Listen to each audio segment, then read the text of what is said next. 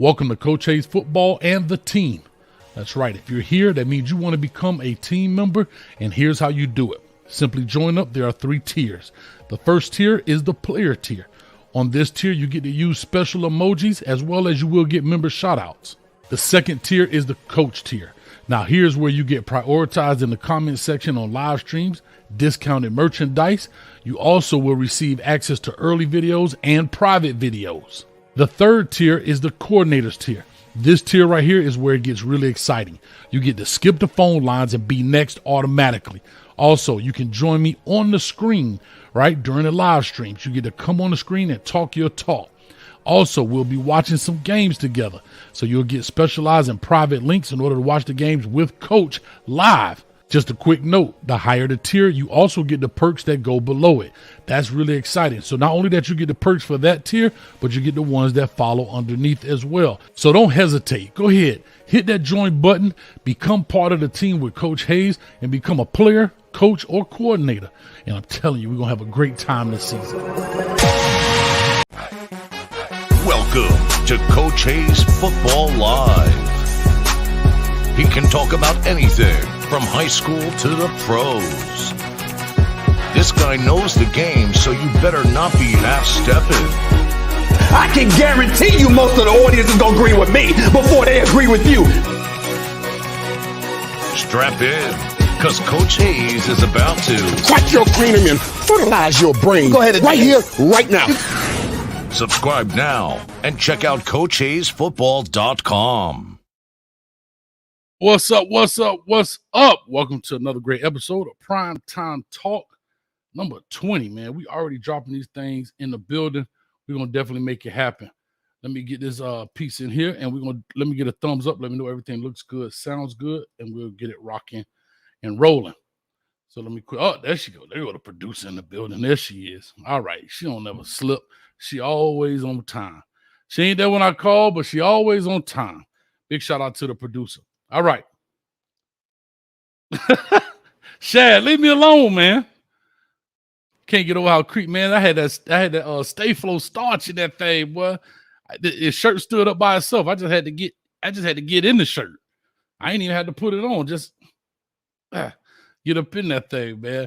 But anyway, man, it is Thursday. You know what that means? We talking about Coach Prime and the Colorado Buffaloes as the season is coming in. A lot of news has been popping in and everything else. And oh my goodness, is the news rolling? Well, I know a lot of people have been talking about it, so I'm going to talk about it too. We already got 72 in the building. Go ahead and hit the like button, subscribe button. And I may hurt some feelings in this one. I get it. I understand. I may not, but we're going to talk about it. I put a chat in there as well. We know one of the players from Colorado has decided to part ways with the Colorado Buffs and head on over to Texas State. So his name is Chance Main, excuse me. I'll just go down his list right quick of who he is and what he's got going on. He was a young man that was he was a JUCO player. Then he went to Incarnate Word, played at Incarnate Word. He was a JUCO for 2 years, 17 and 18, years 2017, 2018. He was at Incarnate Word for 2 years. He was there for the 19 year, and then they played their season because of COVID instead of that 20. They played in the spring of 21. All right. He got hurt in that game, and therefore he was out. He went into the transfer portal, did not get picked up by a program, so therefore he was out. Now that he was out for the 21 season, that was it. The 22 season, he was at Colorado, and he played at Colorado. When Coach Prime came, he decided to jump into the transfer portal again. Okay. As he jumps into the transfer portal, I guess talked it through or whatever, and he came on back. I think he came back like in May or something like that. So no harm, no foul. Now, just recently, it was reported by several people that he quit the team. And in essence, I guess he did quit the team, but he also transferred. So sometimes when we say quit, it sounds like the guy just left, and which I guess he did, but he's still playing football. It's not like he just quit the team like I'm out of here. I'm done with football. It's over with.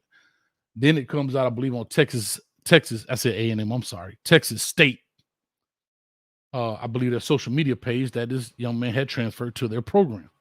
I believe he's from Kansas originally, and so forth and so on. And so, hey, I mean, that's what it is, man. And so, anyhow, that's one of the stories there. Now, I know Coach Sal Sunseri, who was who's a Bama guy, and Coach Sal Sunseri been around a long time. I've actually known him for quite a long time. And he made a statement saying that the guy doesn't want to play football anymore. Well, that's kind of misleading in the sense of the way it was stated, right? The way it was stated was, I'm sorry, top recruits now. I'm sorry, top recruits now. Get it right, Texas State Bobcats. Meow, meow. Cut it out. But anyway, he what was it? Messed me up. Anyway, Coach Sal Sunseri says, he doesn't want to play. So it sounds a little misleading, like he quit. So I get why outlets were saying he quit because of the statement that was made. Now, when you make vague statements like that, the mind wanders, right? And once the mind wanders, you make it seem like, he doesn't want to play ball anymore, so therefore he quit. I get it. However, he shows up on another roster, and there it is, Texas State. Now, like I said, I put a poll in the chat. It's pinned at the top up there. Please fill it out. 59% say no. Let me see if I can see this up here. So the poll says, should players be able to transfer this close to the start of the season? 59% of you guys say no. 41% of you all say yes. Let me go ahead and give my deal to it. I don't believe that players should be able to transfer this close to the start of the season. I totally understand the argument. Well, coaches can leave. Yes. But it is very rare you see a coach leave 2 weeks before the start of a season for another job. It is very rare. It is very rare. I can't even remember a coach quitting his job at one school to go to another. I'm talking about the head coach now, to go to another school 2 weeks before the season kicks off. I do personally believe that players should have certain windows of time because, unfortunately, yes, I know players want to play, but you also have to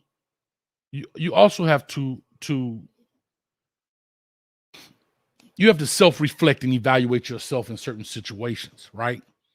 And Big LT, I'm gonna get to that point. Yeah, great point right there, Big LT. He didn't want to play inside; he wanted to play edge. I get it. We'll get to that point. But anyway, let me go back to what I was saying. I still think there has to be some accountability in this deal, right? I mean, we're talking 2 weeks before the season starts. I mean, to me, that's crazy. I have to be honest. That to me, that's crazy. That's unfair to not just the coaches, but to your teammates. You understand? That are counting on your abilities to help win games and so forth and whatever. Tony the Pod Boss says he knew he wasn't getting in. Well, he should have evaluated that a while ago. See, that's where we have to start, again, the big word of accountability. I believe coaches should definitely be held accountable. I believe the program should be held accountable, the university, but there has to be some accountability on players. And there should be a window of time in which you can do certain things. I also have, maybe I didn't think about this well enough. Yeah, I did. Let me stop lying. I don't think you should be able to transfer after spring. I had to be honest.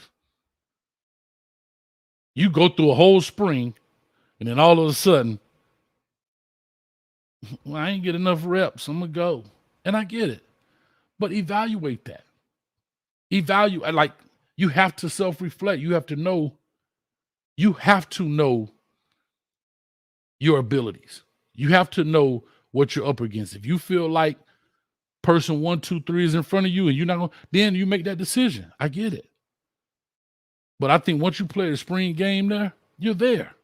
You're there. You're part of that team. Now, you can leave and transfer. You don't have to be there, but you do not have to sit out that year. Or that not year, but that fall season. You're more than welcome to play in the spring and like say, prime example, let's just say I'm at Colorado. The spring didn't go well. I didn't get any burn, and I decided to dip. Fine, and I decided to go to my beloved Hurricanes. Well, I can't play for the Hurricanes in the fall, but I definitely can participate in practices. I definitely can be a part of the team, part of all football ability. I can travel with the team. I can do all that, but I cannot participate in contests. It's just that simple. Come spring ball, I'm fully eligible. Fully eligible to ball out. That's not stopping you from transferring, but it's also saying, you already want to do over because you're transferring. But then, I don't like it like that. I'm going to transfer again. I have an issue with that because I think it puts everybody in a bind. Now, I will say this. Here's the exception. If your coach comes in December and you transfer there, whatever the case may be, and I know I'm going to get into the NCAA rules here, but your coach comes in December, January, December, January, whatever. And for whatever reason, he leaves and goes to another school. For whatever reason, then you have an option to now leave that program as well because you did come there, part of the things that he did promise you for that program. Another big exception would be like the Northwestern situation, right? Where Coach Pat Fitzgerald gets fired the whole 9 yards. I think they should definitely have an open transfer policy. No problem. No questions asked. No questions asked. But I'm talking about just because you didn't like it, you should have done your homework prior to going to that school. You have to ask the questions. And I'm going to get into asking these right questions when I get to the next young man at Tyler Brown. When you ask the right questions, you have to be able to, what they call, advocate for yourself. Big shout out to Bishop Frank in the building. Newkirk became a member of the team. My man. I knew you wouldn't let me down, dog. Ooh.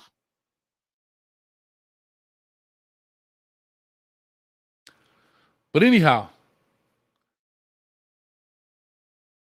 if Chance Main comes back and he said the coaches were talking to, I'll read some articles where coaches were talking to him, wanting to come back, yada, yada, yada. Well, coach, what's your plan for me? What does it look like? Now, does that mean coaches can lie? Sure they can. I get it. But you got to be able to ask those coaches the hard questions because according to him, he's been playing college ball since 2017. It's 2023. 2023.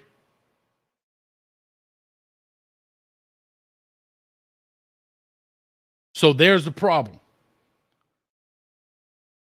Now let's flip to the young man, Tyler Brown, the offensive lineman who came from Jackson State with Coach Prime.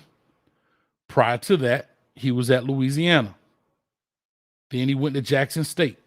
From Jackson State to Colorado. Well, let's go down the rules a little bit. NCAA has a rule that says, hey, you can transfer one time, no harm, no foul. See ya. But you can't do it twice unless you're a graduate. And if you're a graduate, you can go on to go to another program. No harm, no foul. Well, here's where the problem lies with Tyler Brown. He's at Louisiana. He leaves there, goes to Jackson State.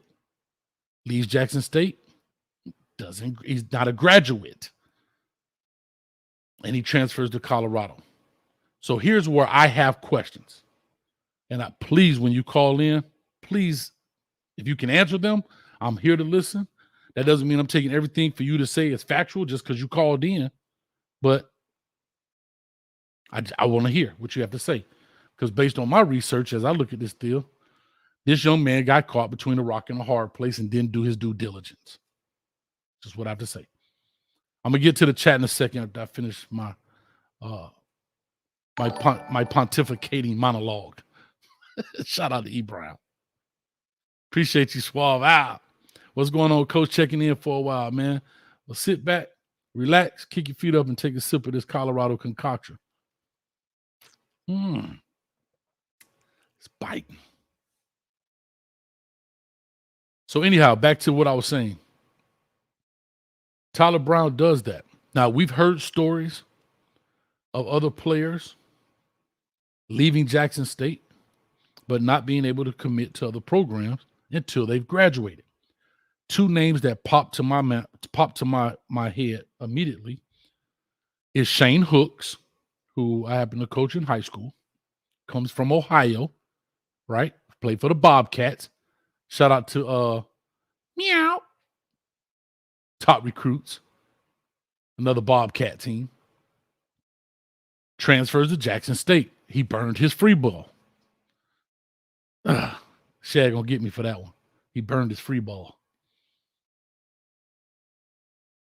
Anyway, before he leaves and goes to Auburn, he has to graduate from Jackson State. Now he can use his graduate transfer. No harm, no foul. Another name pops to my mind is number 21,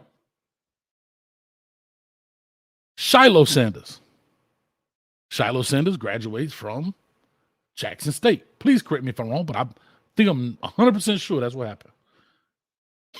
Because he was not in the spring game, if I'm correct.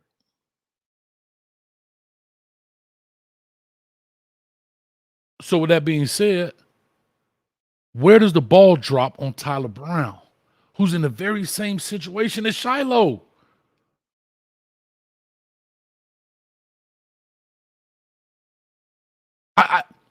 Here's my problem, and I told you I'm gonna ruffle some feathers. You want to call me Coach Hates, then call me Coach Hates. But however, how does the ball drop for this young? And the reason I'm mad, because I tell you, I'm a fan of football, but I'm a player fanatic. It's always gonna be about the players first, and that go for Mario Cristobal to Coach Prime. How does that ball get dropped on this young man? And he's literally in the same boat as your son. I'm not blaming Coach Prime directly, but because he's the head coach, it falls on you, bro. It falls. So hopefully they can work this out. Hopefully they can fix this and they can come up with some great deal or they can show proof of whatever. I'm not here to speculate. And hopefully the waiver comes through for the young man. Right now, I think it's on somebody's desk in Indiana at the NCAA headquarters. But here's what I will say. When you come in as a Coach Prime does, and you throw monkey wrenches in the system, everybody gonna be gunning for you. Everybody's going. So you got to double cross your T's and double dot your I's because I'm telling you, they coming. You think we coming, they coming. Because if you go in here and you start whipping these programs, like I know you can, oh boy, they're going to find some stuff. They turning over every rock because you are not doing what the system says you should be doing. You gutted a program. You saw the backlash from another coach. I'm not saying you care. I don't care either. I think you did exactly what you were supposed to do, and you did exactly what you had to do. However, once you do that, you become a target. And he knows that. How Coach Hayes going to coach Coach Prime? Cut it out. All I'm saying is whoever's in charge of the academic piece, these academic counselors or whatever the case may be, some heads got to roll.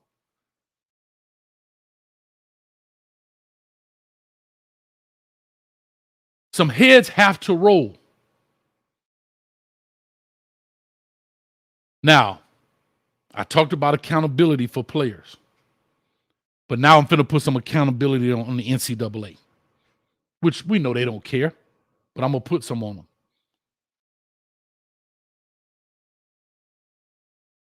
There should be a process, an evaluation process, where if a kid enters the transfer portal, and I know this for a fact, the transfer portal paperwork takes probably 2 minutes to fill out. It takes you longer to get a driver's license than it takes for you to go in the transfer portal. That I know.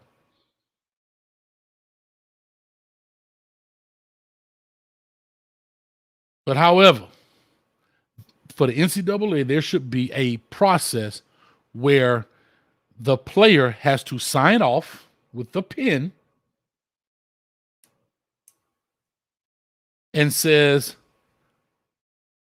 for example, when stuff comes back, right? If you want to transfer now, then you waive your rights to the evaluation of the NCAA and whatever.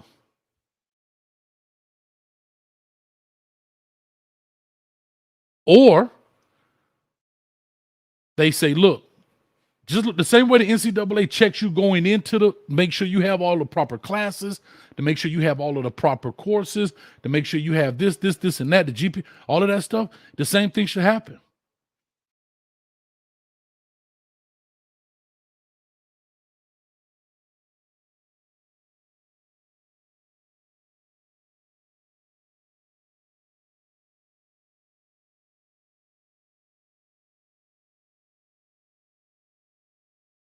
Maybe that's where the mix-up is, top recruits. But somebody got to pick up the phone and make sure that's right. I'm not saying you're wrong, but somebody got to pick up the phone. I'll read this comment. Actually, when he first went to school, he could transfer down and was automatically eligible. We know that's been around forever. D1, Power 5, D1 could transfer down a level. That's how a lot of HBCUs got a lot of Power 5 players. Right.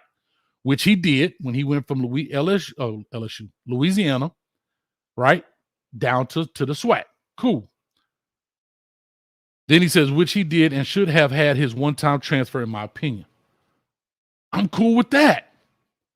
But we got to get that clarified. We got to have somebody in Indiana sign off and say that's the rule. Here's my second problem I have with the NCAA. How does a young man be at Colorado that long and doesn't know? How is a young man, I don't know how long they told him, but it's just coming out now. So they probably knew about a week or so. I'll give them 2 weeks ahead for somebody to spill the beans. But how do we not know this young man transferred in, everybody watching well-off media? Now, again, is it their duty to be speedy on this? I don't know.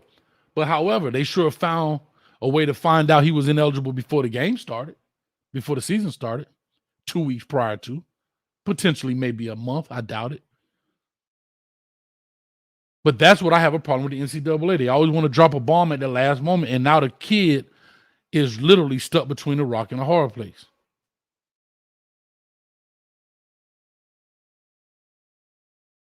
Here's God, Lee, you just took the words out of my mouth. God, dog. I find it odd that in 2023, there isn't technology that when you enter a transfer portal, the system doesn't flag you. You literally just took that out of my mouth, Tanisha. Thank you. I was just about to say, when people put their name in the portal, when they enter that data or whatever it is, how they do it, it should be a box that says, has he transferred from a previous school? I could make a Google form and cross-reference that with the Excel spreadsheet on the background. I could Bernie Madoff that thing, man. I could do it myself with a Google form. And you will tell me the NCAA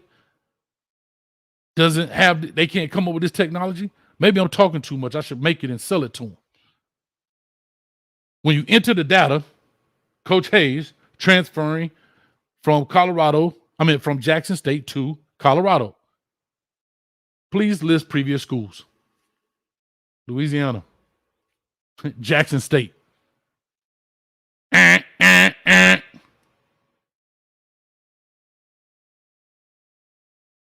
Hold up. Form can't be filled out. Please call this number, 1-800, I can't transfer.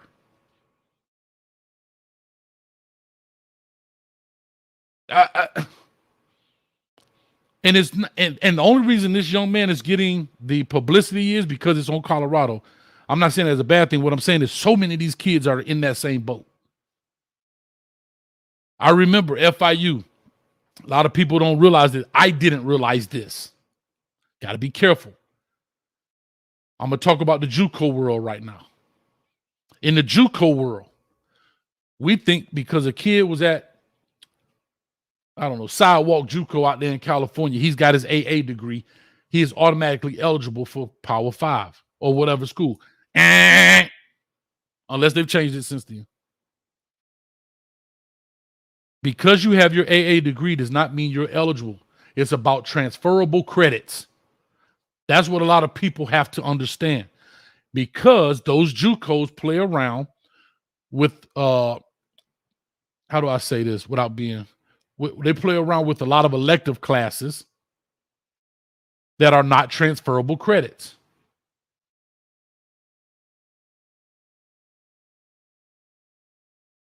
So because you have an AA degree, and I have to be honest, I thought that until I worked there, and the compliance people sat us down and da.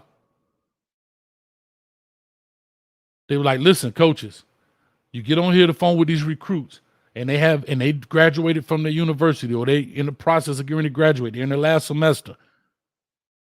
Their transcript is imperative you get it in time because we have to check transferable credits." And a lot of those players think because coaches lie. Man, I'm gonna get your AA degree and get you up out of here. Yes, coach. Thank you, coach. And I screwed that kid over because he's believing in the adult. That goes back to the show I did previously about who can these players trust. Them coaches don't care about those kids. Janet Jackson, what have you done for me lately? That's how I look at it. Man, I keep him eligible long enough. He can play here. If he get it, he gets it. Top recruit said that's not NCAA rule, though. That's a school NCAA is an AA. Too many A's. That's not NCAA rule, though. That school NCAA is an AA degree. Yes, that's what I'm saying, top recruit. What I'm saying is, you're 100% correct. It's not a NCAA rule. More than it is a rule coming in. You have to have transferable credits, though. I'm going to talk about that. I'm going to see. I'll double check that. But that's how our compliance officers told it to us. I look at it, I equate it to a kid graduating high school. You can graduate high school, but not have the proper classes. For example, there's a thing in Florida, and it might be everywhere, but I just know Florida. It's called Edgenuity. But then there's Florida Virtual School. They both have the same name, but they're coded different. So, can you graduate high school with Edgenuity courses? Most definitely. Seen it done 100 times. But you won't be going to college with Edgenuity on your transcript. It better be Florida Virtual. And here's what the difference is. As I call the NCAA about my players. Edgenuity is a self-paced course. Does not have a teacher. You do it on your own pace. If you can finish it in 2 weeks, I think you have to be in there 14 days before. Think about that. You only have to be in this class 14 days. 14 days to get the credit. Versus Florida Virtual School has an instructor attached to it, and there's a course. That's really the only difference. They both can be world history. But it's all about the coding. I'm done with that. Shout out to everybody, man. I apologize about not looking in the chat. I'm trying to do better on my little monologue piece and going through the chat. So I appreciate you guys. I'll go back up here and kind of go through some of this stuff. But I will go back and say this.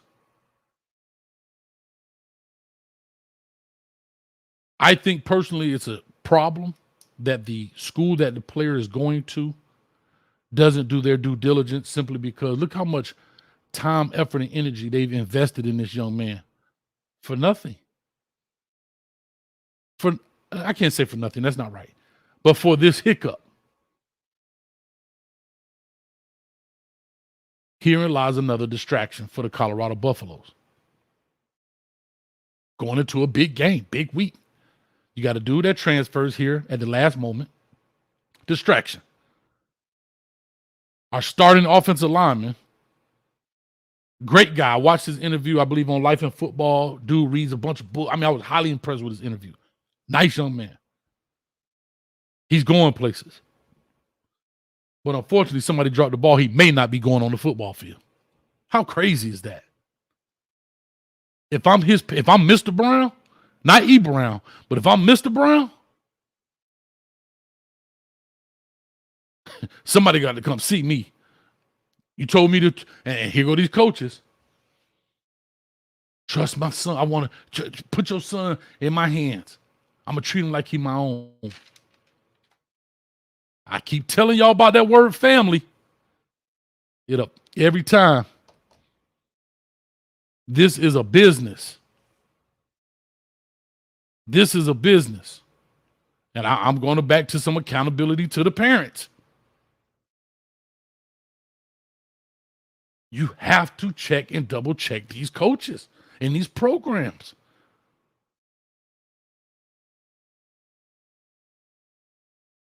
No, from my understanding, Radavius Hall, he has not graduated from Jackson State. From my understanding, I may be wrong. I'm not all the way into everything that's happening at Jackson State.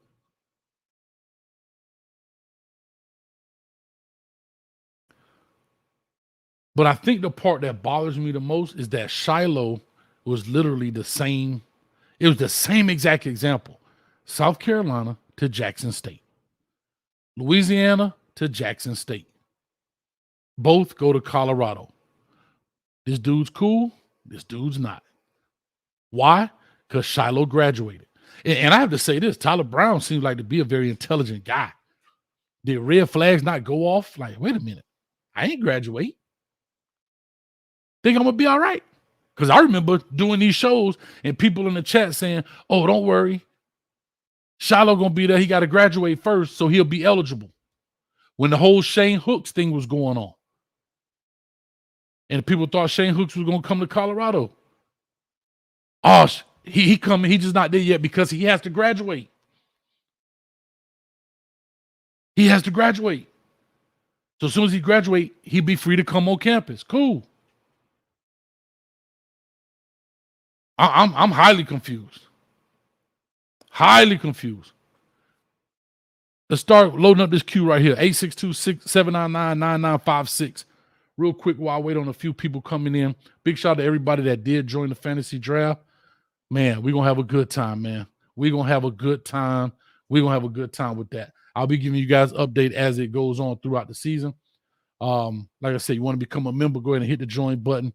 Definitely check us out. We're going to do some big things on Saturday. So if you're not a member, become a member real quick because you might not want to miss Saturday.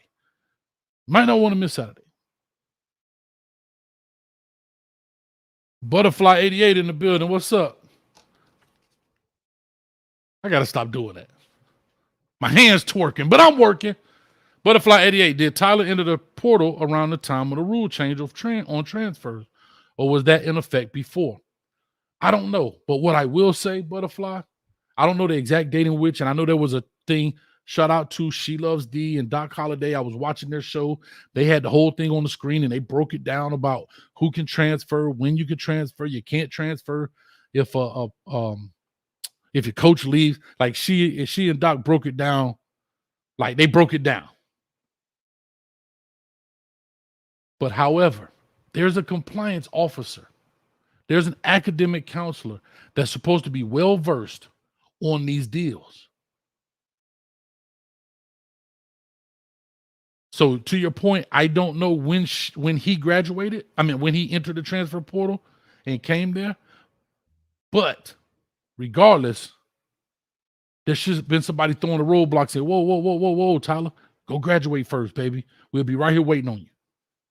Or, hey, you better get in here first because I just called Becky from NCAA and I had her send me an email that says he will be cleared.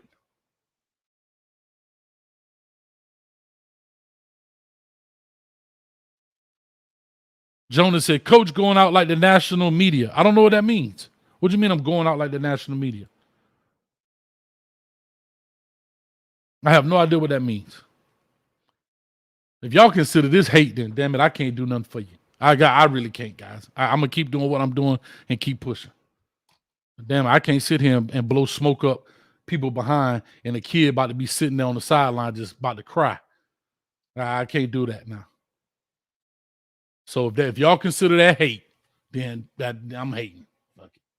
I'm tired of it. Y'all can have it. Got quite a few people in the background here. Appreciate you. 862-799-9956. Call on in. Let's talk about it. Because this kind of stuff bothers me about these young men, man. I hate to see kids get, I don't care what school they go to, what happened. Because here's another question. Hold on. I'm glad I thought about this. Sorry, callers, I'm coming. But that dang on JT Daniels, the quarterback. I ain't trying to go there, but I'm finna go there since you called me national media. Dun-dun-dun. JT Daniels has been to Alabama, was it Ohio State? No, USC. Now he at Rice. This dude have been to 4 different schools. How, Sway?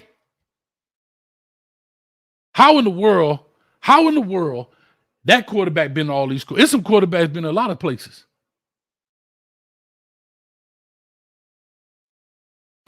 Eric Gilbert, there you go. Y'all spam the chat up with a bunch of examples. Because I'm getting pissed off. If JT Daniels play this year, then I'm pissed. He ain't got that many red shirts in him.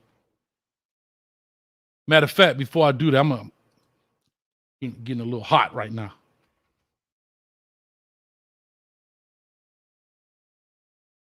Getting hot?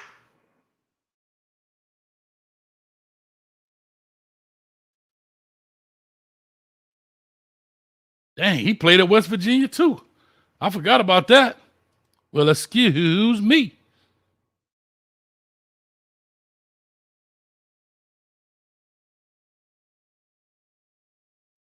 I'm coming to you in the chat, guys. Well-traveled quarterback JT Daniels has committed to transfer to Rice. Sources told ESPN Daniels, a former National High School Player of the Year, will move to his 4th college home. He has played at USC, Georgia, and West Virginia, going on a combined 7-12 as a starter. This dude been to 4 different colleges. Well, hell, you get a one-time transfer. Well, you graduated. That should be 2 schools. What other 2 come in? What, he red shirt? What, his feelings got hurt? Get out of here with that crap. Look at this, man.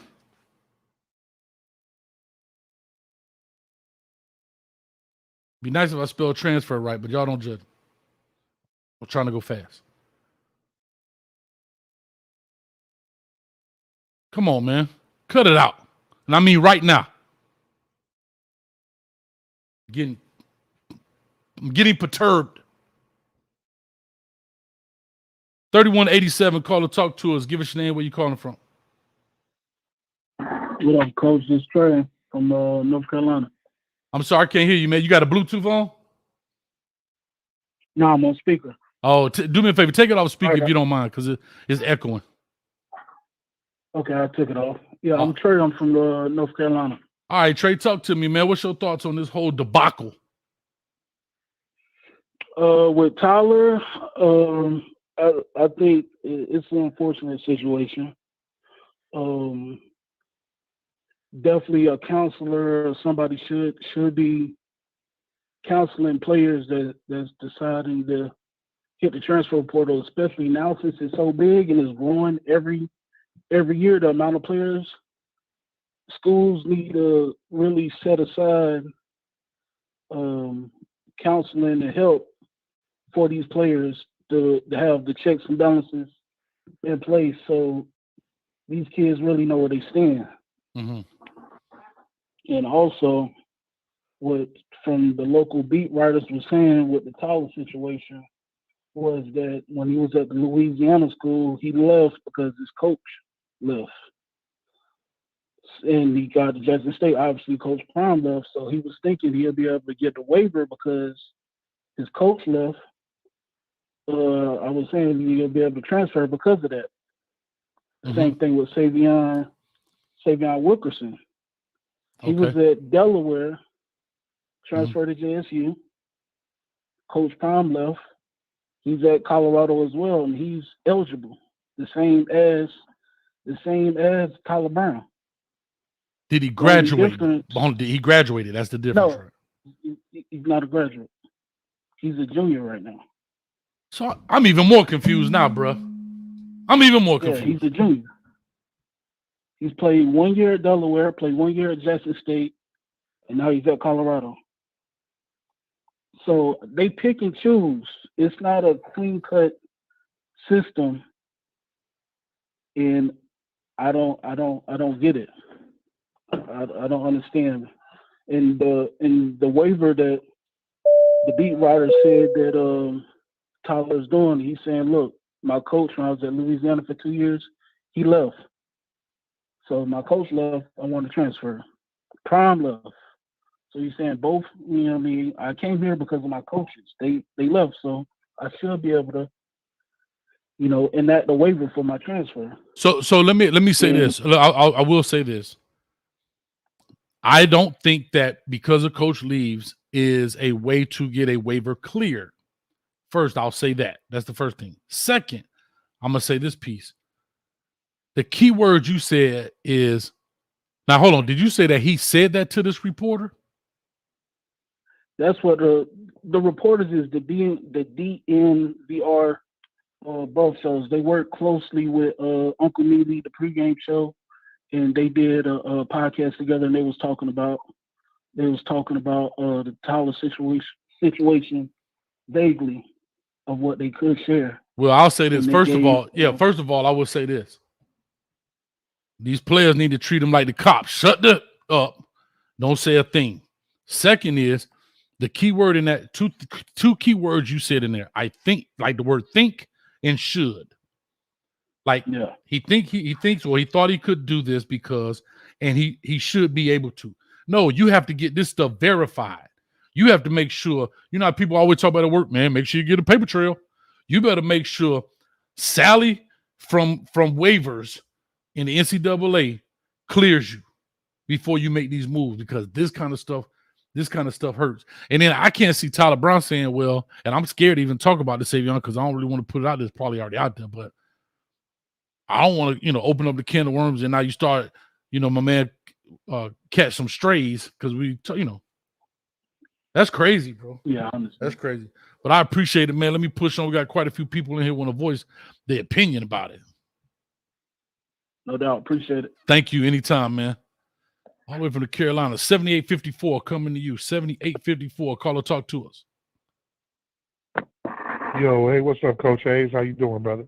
What's going on, man? What's up with you, Doc? Man, ain't nothing, man. I just sitting here as usual, listening to the show. Great topic. I think you should know probably more relevant and pertinent to what is going on. You in a situation where you had Joe Milton that transferred. There's so many different rules in effect.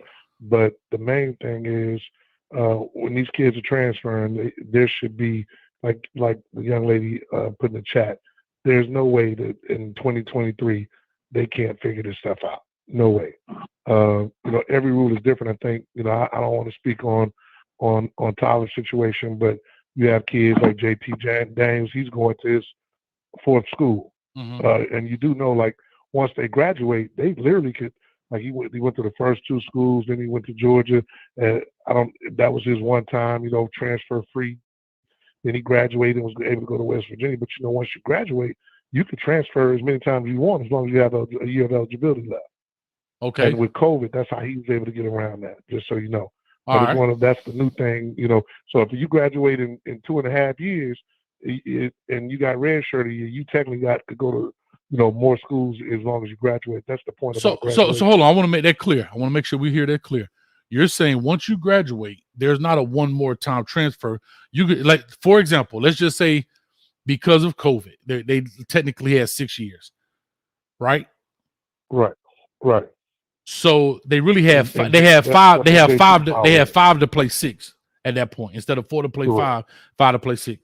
So he graduated, and say he graduates in 3 years, he could transfer each 3 more times after that.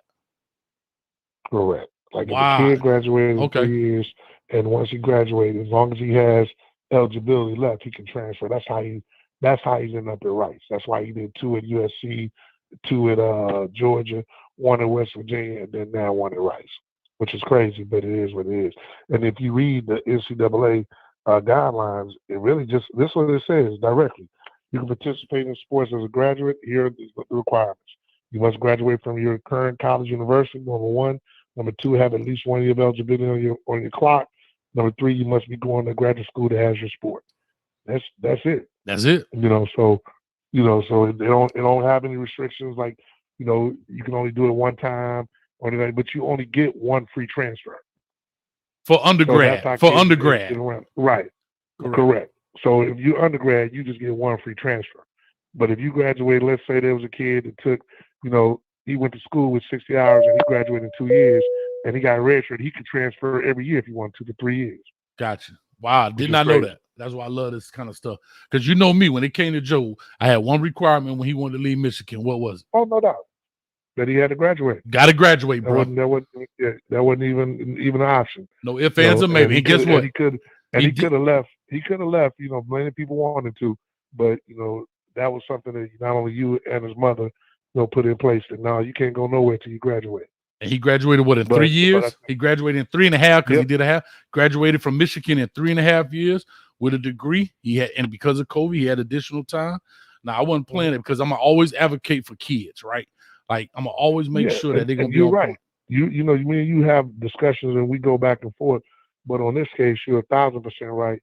Somebody between Jackson State and Colorado should have made sure before the kid even got to Colorado, hey, this is the scenario, and they might. I'm sure that they talked about it. I'm pretty sure, but like before they even before they can register at a school, just like how they do in high school, they don't even let you come on campus until you're cleared by the NCAA, and that's kind of what they need to start doing with transfers too.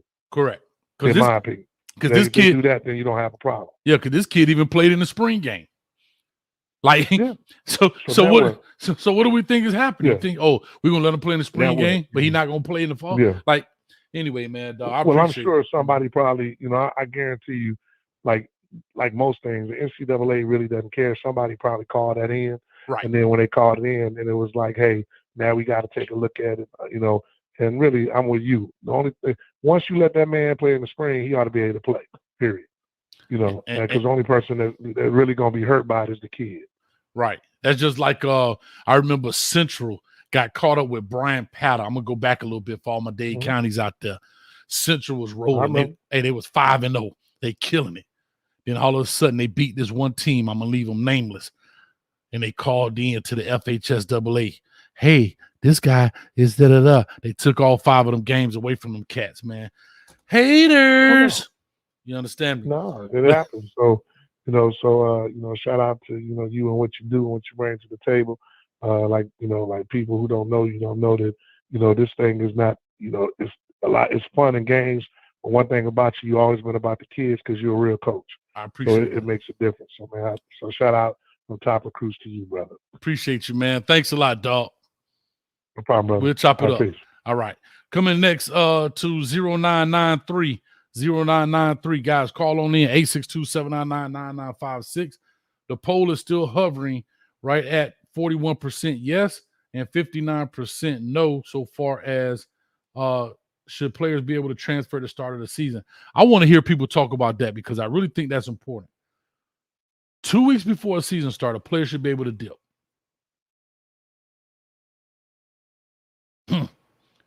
Let's see. I don't know. Call on in. Let's talk about it. Caller, talk to us. Hello? Yes.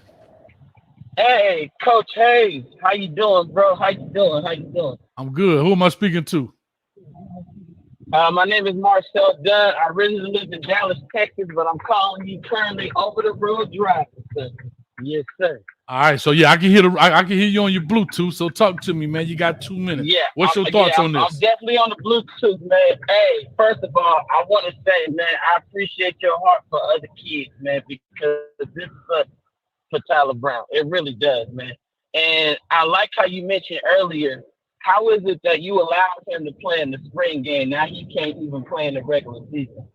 You know, it doesn't make sense how not all of a sudden y'all want to bring this up when y'all should have said something in the very beginning before he even transferred.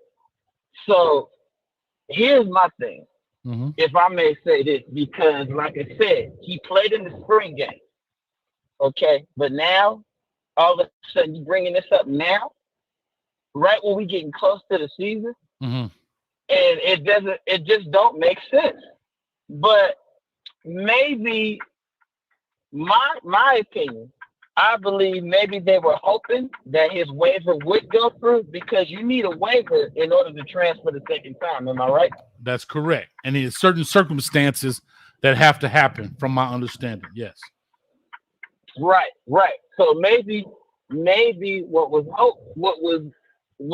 hope was, maybe this waiver can go through. And it seemed like it was gonna go through because, like I said, he played the spring game. Or did he even put a waiver in to transfer? Did he put a waiver in? Do we know anything about that? Have you heard anything about that? Him putting in a waiver to transfer the second time, since he used his free transfer to transfer from the University of Louisiana to Jackson State. Do you know anything about that? If he did file a waiver? I will say this, based on the amount of time that young man has been at that school, I'm going to say no. Yeah. Because he's been there Okay. at least since February, at least. Right. So if he's been there from February, it doesn't, NCAA may be slow, but I don't think they're not waiting until 2 weeks before to tell people yes or no. You understand what I'm saying? So, right. So with that being said, I'm going to say no. Now, people have been putting in the chat that they're trying to get a medical waiver. What that medical issue is, I don't know. I know, God, I hate saying this, but since it's already out there, do that? The kid had mono, but I don't know if they're going to try to use that. But okay, that's right. You got to kiss it. Right, that's right. He did, yeah. That sucks. That sucks with Tyler, though. I'll be honest. That sucks, man. Yeah, it does, man. But, okay. But it's like, it's just suspicious to me that y'all will wait until we get close to the season to say anything now. Right. When he played the spring game, he played in the spring game. And he was maxing out. I mean, he was like the strongest player on the team during that spring. I mean, he passed the max out test. He worked out with the team. He even did the summer. He did the strength and conditioning. Right. Now, I will say this to you. I'll say this to you real quick before I push on. One thing I will say about the NCAA, because there are so many schools, they don't really go. It's almost like the DA's office, right?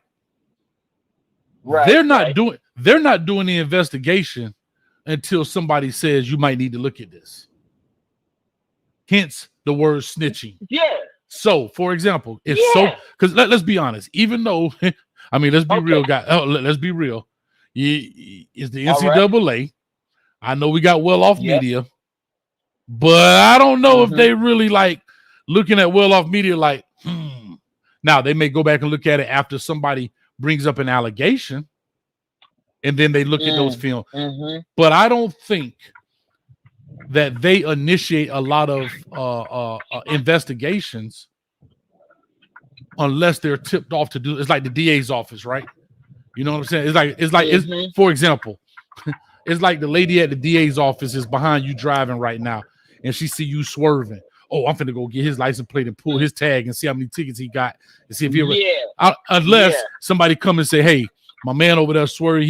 You get where I'm coming from. They have to be tipped off, in other words. Yeah, I get exactly where you're coming from. I get exactly where you're coming from. And that's why I'm so upset for Tyler, because now all of a sudden this is brought up. Right. When it hasn't been brought up before. Yeah. So I hear exactly what you're saying, Coach. But I really hope his waiver gets passed. I really hope he gets to play this year, because I really believe he's one of the keys to Colorado having a successful year. I really do believe Tyler Brown is one of the keys to the Colorado Buffalo succeeding, because this dude is good at what he does. You know what I mean? Matter of fact, at Louisiana, wasn't they ranked number one in the SBC conference for offensive line? Yeah, he was with Billy Napier, right? Because When he he was left. Because playing he there? left when Billy Napier Yes. left. Yeah. Yes, right. So he is a dang good player. Yeah. So I really hope he does, man. But I appreciate you having me on, and I Anytime, man. appreciate you giving me the info too, man, and keeping us informed. And hey, man, keep having a heart for the kids, man. Always. Keep having a heart for the kids, man. Always. That's why I celebrate them back here on the wall, man. I celebrate them in their college stuff, sir. And everything. I'm like I say, I'm a football fan, player fanatic, man. But I appreciate you. Be safe out there. Yes, Keep sir. both hands on the wheel, man. I hear that. Hey, and I hear that Yes, blinker sir. going off, so I ain't got to tell you use your blinker. All right, brother. Appreciate you, man. Anytime. God bless. God bless you, bro. All right, man. Big shout out to Marcel in the building. Oh, Lord. Oh, goodness. So, hey, before I answer this next call, please, can somebody call in? I need a lot of people to call in. I need this brother to get just 2 minutes. Just 2 minutes.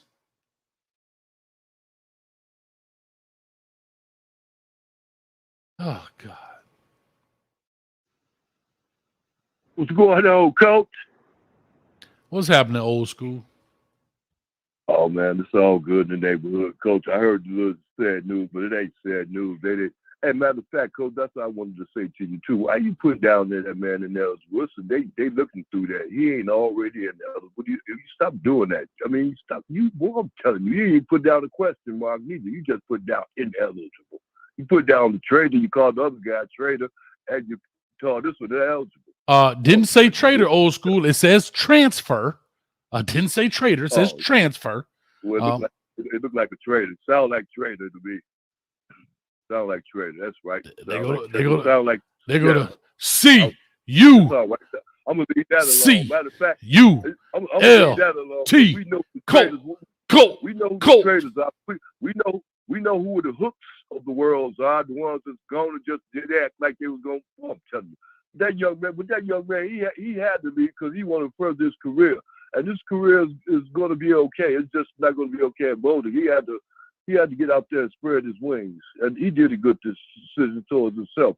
I applaud his decision that he made to move on out there to Texas.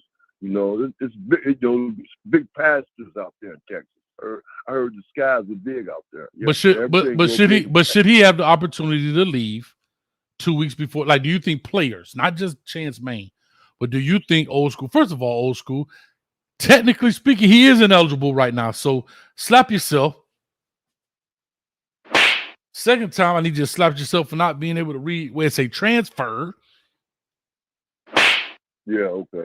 Now, the real question is, do you think players in college football today should be able to transfer this late in the game? Meaning, literally 2 weeks before the season. Yeah.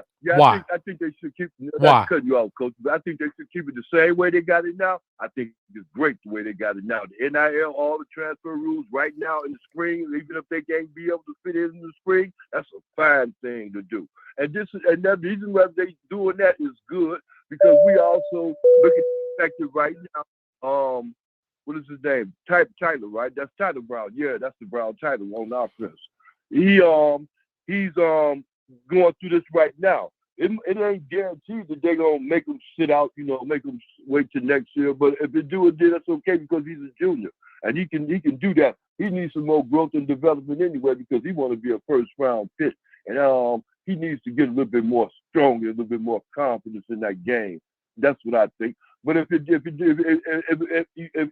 do make them, if they do it, then it's okay. It's all gonna work out for the good. Matter of fact, my boy dropped a video today saying we got another one over in the barbershop. They got him in the barbershop chair down there. When you go to the barbershop, you're going to get a haircut. Oh, I'm telling you, you look good with that CO, that CU just printed on the side of your head. They got the tattoos with the cuts and stuff like that. The barber. Well, you don't know nothing about no barber, but yeah, that's how they do it.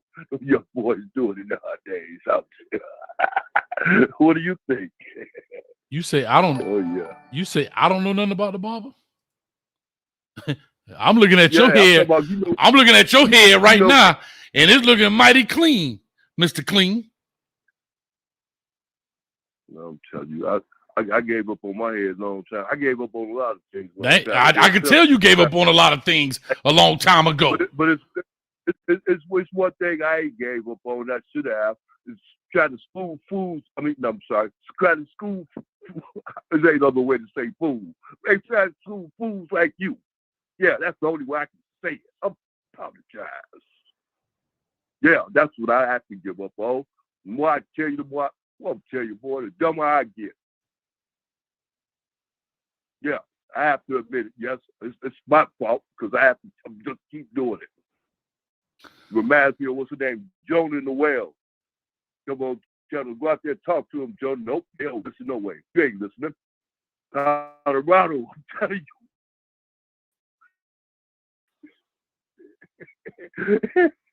and look at what Rick George did. I want you to understand this too. Rick George was real smart. Look here. He said, look here, Prime, I can't bring the mountains to you. Well, when you come to the mountains, just come look. All right. Can I ask you a question with all that rambling you doing and all that spitting on the microphone and suffering succotash and all that foolishness you're talking about? Can I ask you a legitimate question? What else? Yeah, go ahead. Do you think, on a legitimate note, and I'm trying to ask a legitimate question here, where does the ball drop in this case? Like, I'm just saying so other players don't get caught in this. Because let's just say if Wilkerson gets caught. See, Tyler Brown is a key component of Colorado right now, right? And then imagine Wilkerson gets caught in this deal. That's almost that is literally having two starters out. Like, that's tough. That's tough. So my question to you is, how would you fix these problems then, old school? That's the question. So these things don't happen again to these kids. Okay, thank you. Thank you for asking me that question. You know how I fix that problem? I go through fixing that problem by never listening to people like you, because you had made a statement earlier about that transfer rule and everything else. And you don't like this and you don't like that about the rules and everything else. But the rules are to benefit them young guys and stuff, not to benefit what you think. So therefore, I have to get rid of the problem. The problem is people that think like you. NIL deals and stuff like that, you really ain't. The transfer rules and this all, with the new transfer rules and all that, you don't like that. You think it's a little bit too much. I don't think it's enough. And I think they need to work on these rules like what they're doing right now with the Tyler Brown situation and these other guys, like even with the tight end guy that was here, that he left and want to go over here and so think it was going to happen. But, you know, everything worked out for a reason. The rules are made to be the rules. Coach Prime have to follow them just like everybody else is. So it's okay. Real quick about the rules. Real quick. Now they ain't good. And I hope they don't change nothing about the schedule or nothing. Transfer rules, nothing like that. I hope they just keep going and make it better. That's it. That's all. Okay, real quick. I appreciate you, Shad 1419. Old school said Coach talking jive in 2023. Anyway, I'm asking a legitimate question, which you still haven't answered. I was asking, so other kids don't get caught in this net, what would you do? Because Coach Hayes is really not a factor. I'm not a reason this happened. What would you do? I'm asking you a question. This seems to be something that the CULT can't answer. So I'm asking you, sir. What would old school do? What if you had the magic of the pen or the magic wand? What would you do to fix the issue? That's it. I keep dealing with the same situation the same way that I'm dealing with it now. But I look into these situations like with the Tyler Brown situation. There's a reason why they try to get him caught up. So I deal with whatever that situation is, how many transfers or anything else, whatever it is, or is it the graduation rule? Because we know that Shadura was fine in debt. If anything, they would have went to was not Shadura, but Shiloh, because he was fine in debt with the transfer thing because of the fact that he had graduated. He had already he got all these things in order. I don't know if Tyler Brown did that same thing or got his ducks in order like it was supposed to have been. So that's the situation that they have to deal with. You understand me? But so what it is now is I guess they call themselves addressing that situation. So they're gonna be a ruler soon. So the ruler is coming in his favor, it's in his favor. But it ain't nothing too much I can do. All they have to do is they have to address that and make it better. But right now they're going in the right direction. And that's my point from the last 5 minutes ago when I said it. All right. They're going in the right direction. All they have to do is just tighten the rules and get them right in order so they apply to everybody the same way. rightly and in order. That's what I think. All right, y'all clap it up for old school giving out the new rule No, of nothingness. Y'all clap it up. Y'all clap it up for old school. Don't be laughing either, old school. Stop laughing. Give me another stupid question. I'm gonna leave. That was a stupid question. Okay, I'm gonna give you a real question. Yeah, give me another stupid Anyway, answer. As a matter of fact, you made some comments earlier about I wanted to catch up with them all. I got a new caller. I got a new caller in here, man. I'm gonna put you in the background. Oh. All right, yeah, do that. I'll be around. I'll be washing dishes and do something else, playing dominoes or something. You need to be. I'll be right here. It smelled like you gargling with that OE 800. That would have smelled like. But anyway, I appreciate you. Why 4116 in the building. Caller, talk to us. Give us your name. Where you calling from? Thank you for calling, please. 4116. Talk to me, please. Please talk to me. Yeah, man, this Dre McClain, man. You said Dre? From I'm in Florida. I'm a truck driver. I would listen to your show. I appreciate it. You said Dre? Dre McClain. All right, Dre, talk to me, man. What's your thoughts on this, man? You're a Colorado fan. What? You truck driver? Man, be safe out there. I would say that's on Tyler Brown, because what he did when Prime first got the job was he immediately transferred to Colorado instead of just handling his business like Shiloh did, and then came after the spring. So he was already there. So I think that was all on him. That wasn't on Coach Prime or nobody. Well, the reason I say that, I think it's one of these things where as adults, our job is to make sure, right? To the caller before, when I had a kid that wanted to transfer from Michigan, he had a conversation. I got on the phone with people that I knew. NCAA, check this out. I didn't take one source. I took 2 or 3 of them. They said, Coach, the best way to protect him is have him graduate. How far is he from graduating? That's right. I got him on the phone. That's right. How far are you from graduating? I got his academic advisor on the phone from Michigan. They sent me the stuff, right? And they say, look, Coach, you got to do this, and that class. And that's what we made sure. And I said, bruh, you finish these, no harm, no foul. You free to fly, baby. Go do what you got to do.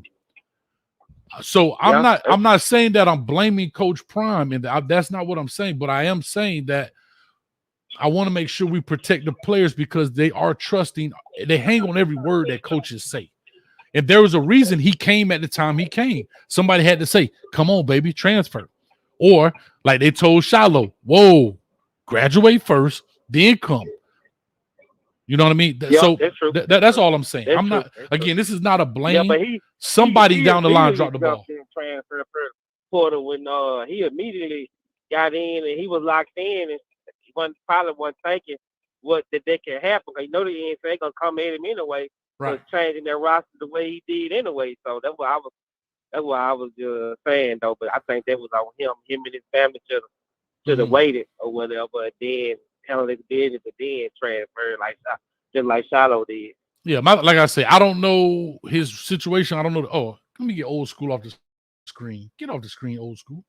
Around here, popping your gums up in my ear. Anyway, so what I was saying is, I don't care if he came then or later, but just get it done properly. That's all. We see so many times we get in trouble because we don't do things properly. That's all I'm saying. But man, I'm gonna say this to you, please be safe out there on that road, man.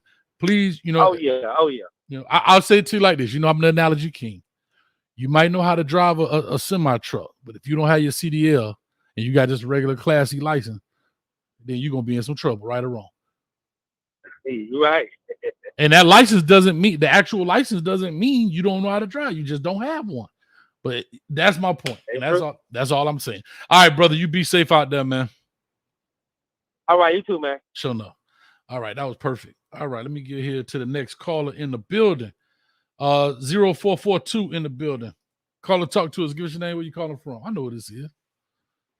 What's going on, Coach Hayes? This is your boy Nick Bone, calling from Dallas, Texas.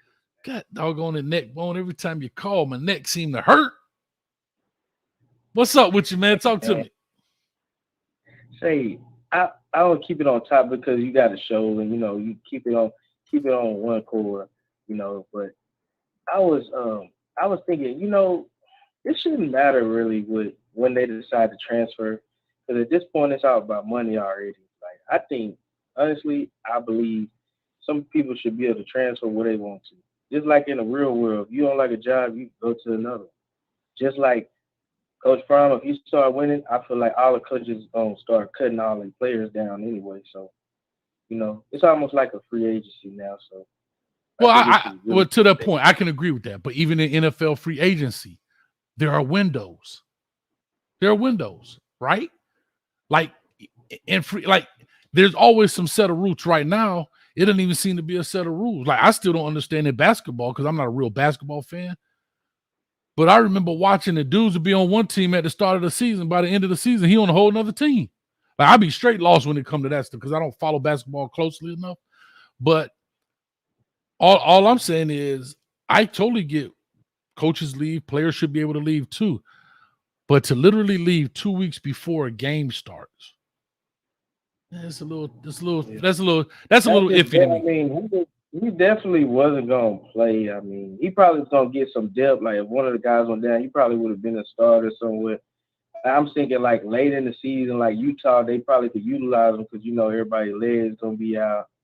Mm-hmm. But I feel like they're gonna have a real season. They need all that players. I think that's what everybody's thinking. Like you could have been the body, you know what I'm saying? But if the way they cut their team down, you can't cry now. Like, I mean, you literally let everybody go. You know what I'm saying? Like just toughen up. Take the good with the bad.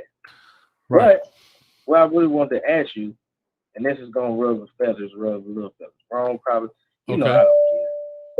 To me, I want to ask you, is Charlie Alvarado the best running back you didn't see? The subject track, we ain't gonna talk about Dylan Evans. Besides Dylan Evans, best running back you didn't see so far. I'm gonna be honest. I don't see a lot. Like, and I'll tell you this, guys. I can't watch. I don't watch every well off media video, all of the pregame. I don't watch them all. But when I do watch them, I see the same 5-6 guys. So I'm just waiting September 2nd. We're gonna find out in Dallas. Oh no. Kind of help me. What you seen so far off the Will of media videos? No, I just Charlie Alvarado. Mm-hmm. Would you start him? If that's what we seen, would you start him? Yes or no? I'll just say yes. Gotta slap. I gotta slap. Don't make me hit that button when you slap. Wake up. I'll just say yes. Go ahead. Yeah, I do it. But I honestly feel like they should go ahead and offer him after the first game, man, because I feel like he's one of those backs. Like at first, when they had the team at first with all the players not there, he was doing it. Now they got everybody, he's still doing it. I will go with him because I feel like he's more consistent, and he's already played against the Pac-12. But I don't really know what everybody else is thinking. But that's just how I feel. I will go week 1. I would start him. Mm-hmm. I'm with you, baby. You gonna start, man? I'm gonna get you all this thing, man. Be safe out there. I ain't messing with you. You trying to get coach? Right. You trying to give me some more? You trying to give me some more haters? That's what you trying to do. But I'm so confused. I'm lost. Anytime, brother. I appreciate you, man. All right, that's Neckbone in the building. Neckbone got a crook in his neck. That's what he got going on. Let me see here. 6406 coming to you. I see you back there, long snapping preacher. Been a minute, man. You been hiding. 6406. What's going on, Coach? Talk to me. What's up? This Tony the Pod Boss. Tony, what's up, man?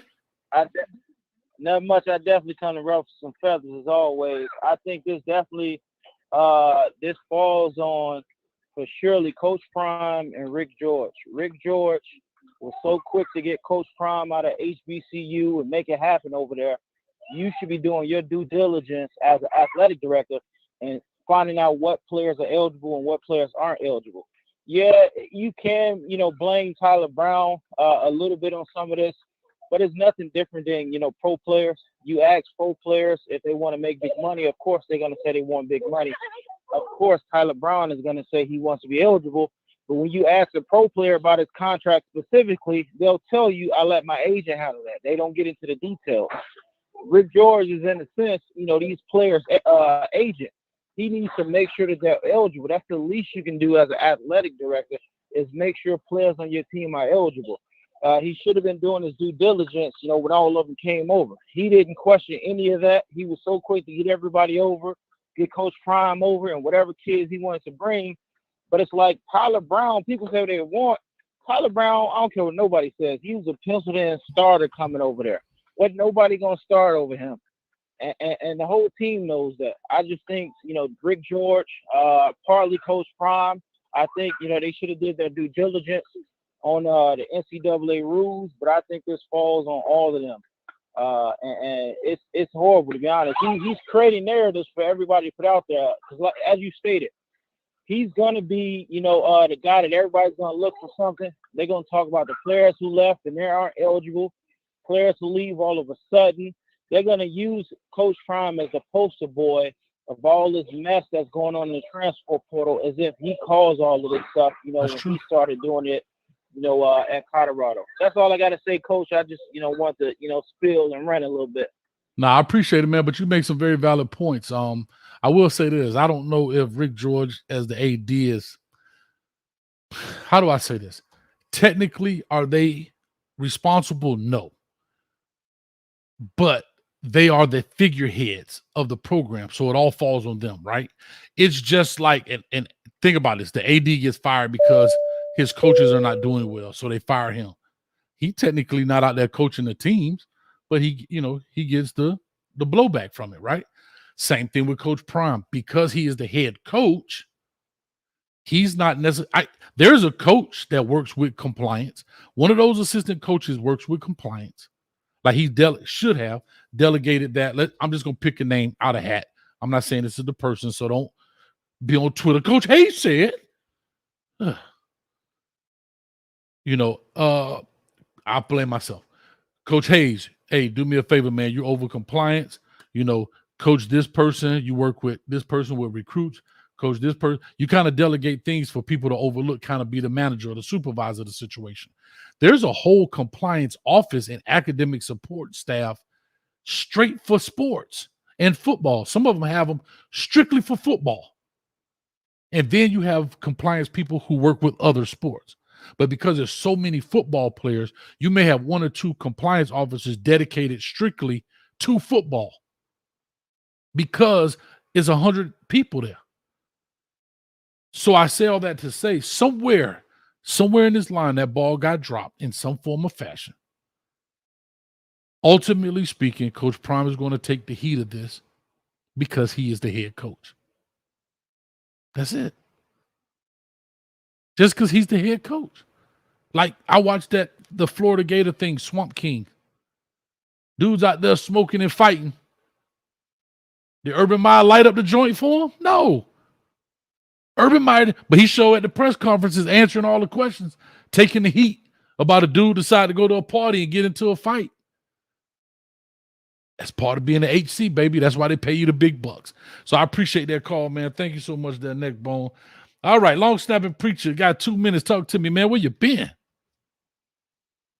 Coach, football's been keeping me away these past couple weeks. Been busy. I'm loving it. But what's that snapping time looking like? What's that snapping time looking like?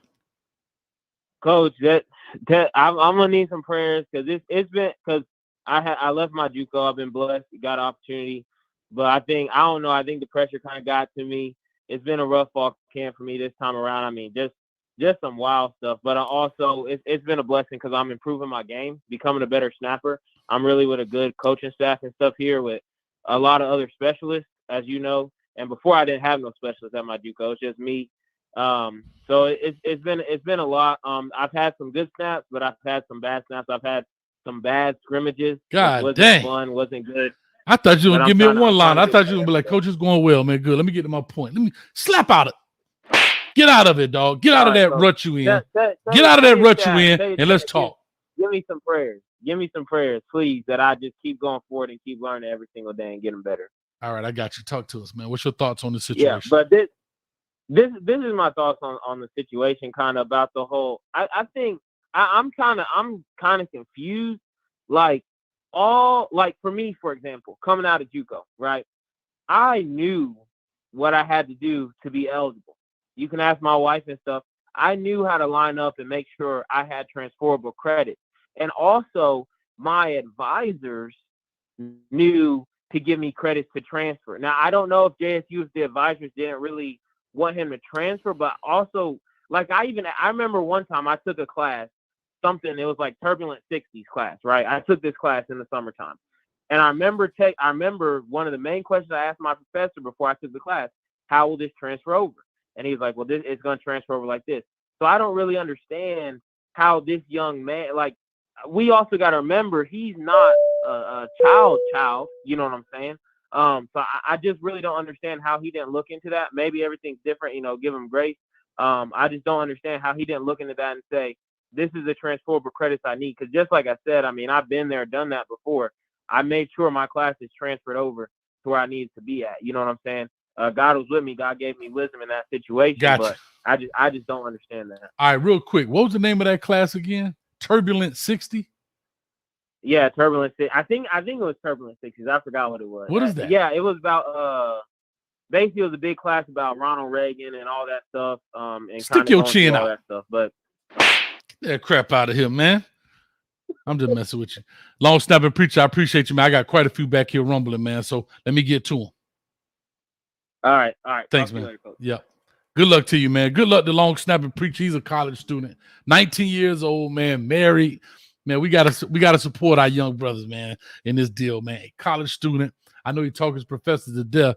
They'd probably be hiding the office hours from him. They'd be like, heck no. But anyway, I got to go to Shad 1419, who gets to skip the phone line because he is in that membership, if you know what I mean. Shad, appreciate you skipping that 7 people in front of you. You skip right in front of them. Talk to me, Shad. Oh yeah, I'm gonna be quick.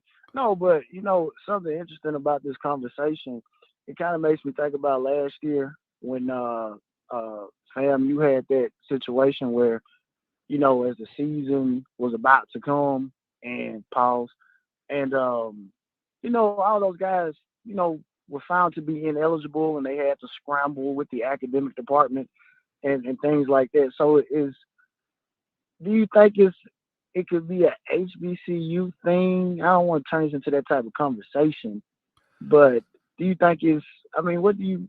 Well, I'm going to say this. Listen, I'm going to call a spade as I've been doing. My beloved Hampton University. God the mighty boy.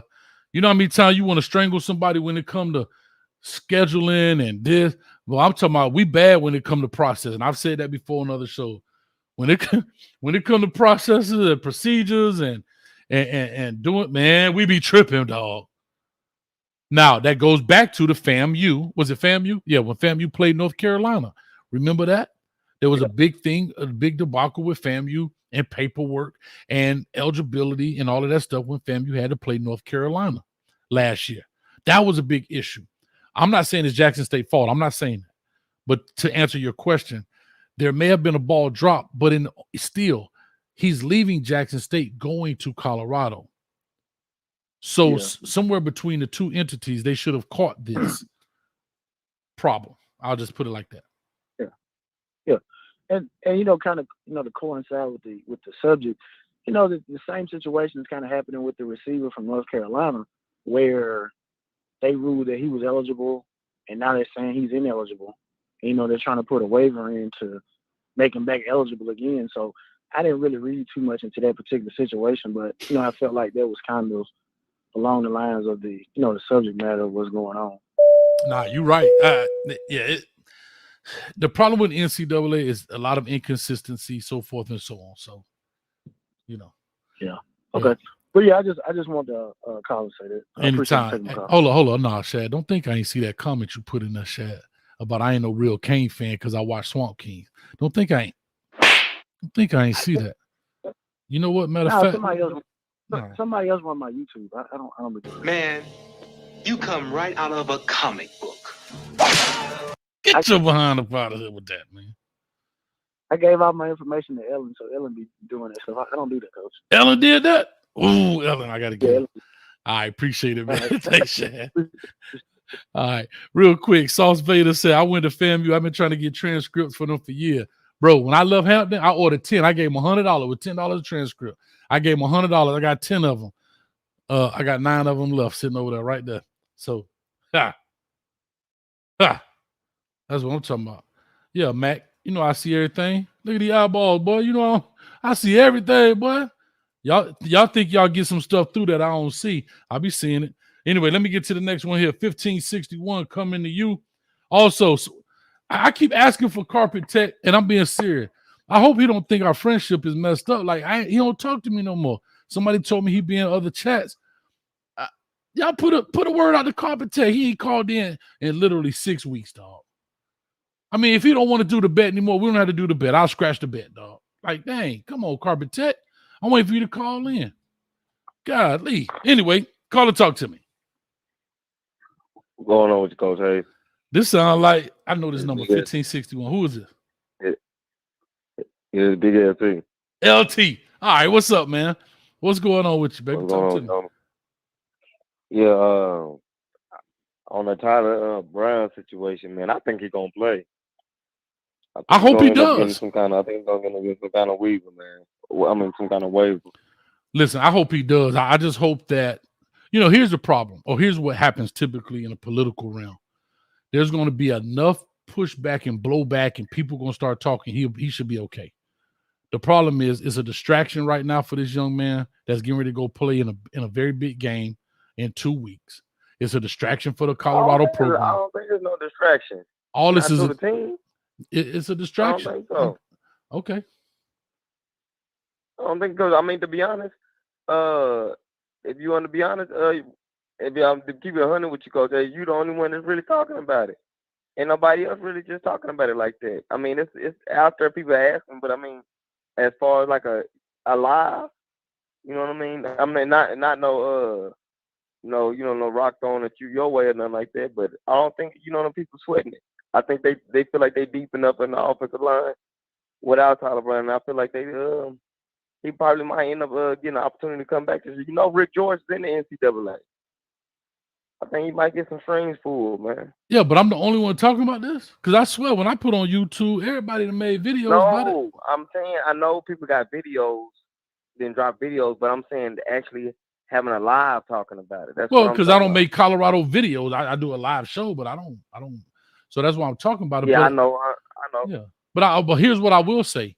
Well, that's sad. Then you wanna know why I think that's sad? Because Tyler Brown ain't the only one going through this. Like, it's a lot of players that's going through this, and a lot of players, and I have to be honest, a lot of people may not know the ins and outs. Maybe I do a little more because I kind of worked in that field, not trying to toot a horn, but I'm saying maybe that's why. I don't know. But this is big news that if people don't think this is a distraction, bro, this is a distraction. Because right now, I'm telling you, if people don't think this kind of stuff becomes distractions to teams, you got a kid just left in Chance. Okay, yeah, y'all can say third string, whatever. That's fine. Then you got this kid coming in. Now is the kid Wilkerson thinking maybe I'm next? On that Chance main thing, Chance leave, another one came in. Like, I think like two might have came in. Okay. We just got that linebacker from Tennessee. What, he played at Tennessee last year? Texas before that? Yeah, but y'all had him. He been there longer than Kamani been there. Nah, who you talking about? Didn't y'all get the linebacker from Tennessee? Wasn't he already committed to y'all? Or this is a new one? That's another linebacker. We just got another one that came in there yesterday. Oh, okay. A new one. Okay. A new one from there. He was at Tennessee last year. His name was I think it was Julian something like that, man. Dang, I ain't he press was the number button. 10 last year. We played for Tennessee though. Okay. And he balling too, right? Yeah, they say he balling. They say he balling. We gonna see he a grad student, so he gets to play right away.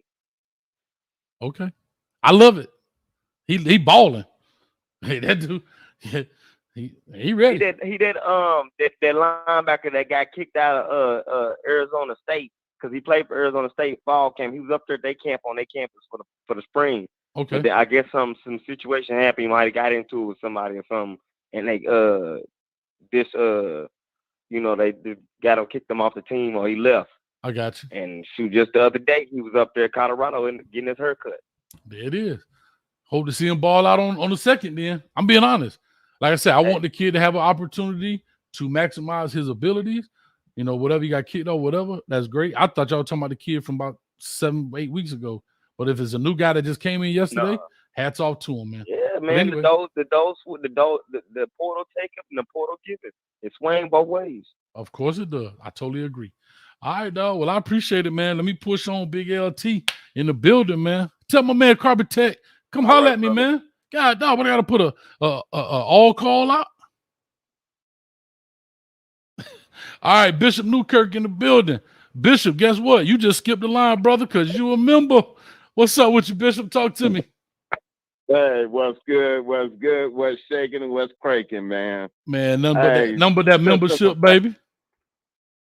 Hey, this is this. Something is wrong with that process. I don't know where it falls, but understand they found out he was going to Colorado, and pretty soon that young man went into the portal to be in there. So how did he fall through the cracks to not be with Shiloh and go ahead and finish up and miss spring? They had him practicing. So I don't understand that. Does that make sense? Well, I will say this. There are players who, again, I'm going to go back and say this again. The NCAA, in my opinion, is not, they're not looking. They're not trying to be the police officers of the NCAA in the sense of there's too many schools. There's too many schools that they govern. They don't have enough bodies. However, if somebody says something, then they'll investigate it, right? If nobody says anything, we don't know anything. Right. But if somebody says, hey, I'm just speculating here. Hey, Tyler Brown came from Jackson State, blah, blah, blah, blah, blah. You look into it. Now they're obligated to look into it. But I don't think I still think they need to set up a system that does red flag it because it helps protect the player in the long run. But however, I don't think they really do that in that sense, man, to be very honest, Kurt. Well, just think about it, though. Their hands are tied because this whole thing with NIL and everything else, they're afraid to get sued. So understand their hands are tied. So then won't we just make an actual government body who actually has that up? And that way it covers the whole NCAA, and then we can make the necessary changes and have that flag in. But right now, they ain't going to lift the finger because they know there's a possibility of a lawsuit. Correct. So we'll see. I think that to LT's point, hopefully, and I'm praying that the young man gets to play, you know what I mean, on for this season. I don't care if he has 2 more years or not. He deserves to play, then he deserves to play. Yeah. But that's just how I feel. I just wanted to say that's so wrong to the young man because he could have been doing what's necessary and go back to Jackson and finish up like Shiloh and graduate. If that's the case. Again, I don't know where his credit, I don't know if he was in range of graduating. I don't know his transcript. Right. But regardless, but regardless, whatever it is, he probably is listening to the advice of his counselors or whatever and got screwed in the process. We see that all the time. But man, let me push on Newkirk, man. I got quite a few up in here, man. You know. All right, now appreciate you. Where Lexus went? Lexus was in the building and she hung up on me. Not Lexus. Lexus hung up on me, Newkirk. Oh, Lexus. Oh. All right, going to 1435. Call and talk to us. Give us your name. Where you calling from? What's up, man? What's happening? Coach me up, Coach. What's happening, man? What's going on? Break down this situation. What's going on with it? Man, I've been breaking this thing down for 1 hour and 34 minutes, 35 minutes. I got in late, bro. I got in late. Just give me a quick little synopsis. All right, here we go. You ready? Yep. There was a guy that played at Colorado, decided to enter the transfer portal, say, hey, I'm coming back. Stayed there all the way. And just yesterday, or day before yesterday, decided to transfer to Texas State. There's another young man named Tyler Brown who started off at Louisiana, transferred to Jackson State with Coach Prime when Billy Napier left Florida.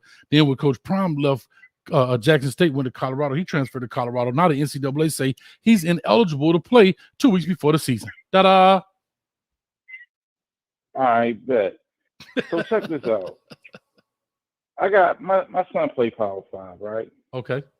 And I asked him this question, like, do you feel like a student athlete or an employee? Mm. And he already know, just like everybody else, they employees. This ain't about school at that level. Mm. They all got the same mission. So the consequences is the consequences, and it's all going to shake out. What we're seeing right now in the next 2 or 3 years is science experiments. You're going to have kids that make out. You're going to have some that get stuck. And then we just going to take examples from there because it always don't work out. I think that Jordan Addison, when he transferred, hurt his draft stock. But in the interim, you can't turn down $1 million. So it just is what it is. We got to let it shake out, Coach. Yeah. I mean, the Jordan Addison thing is tough because remember what the quarterback was leaving from Pittsburgh.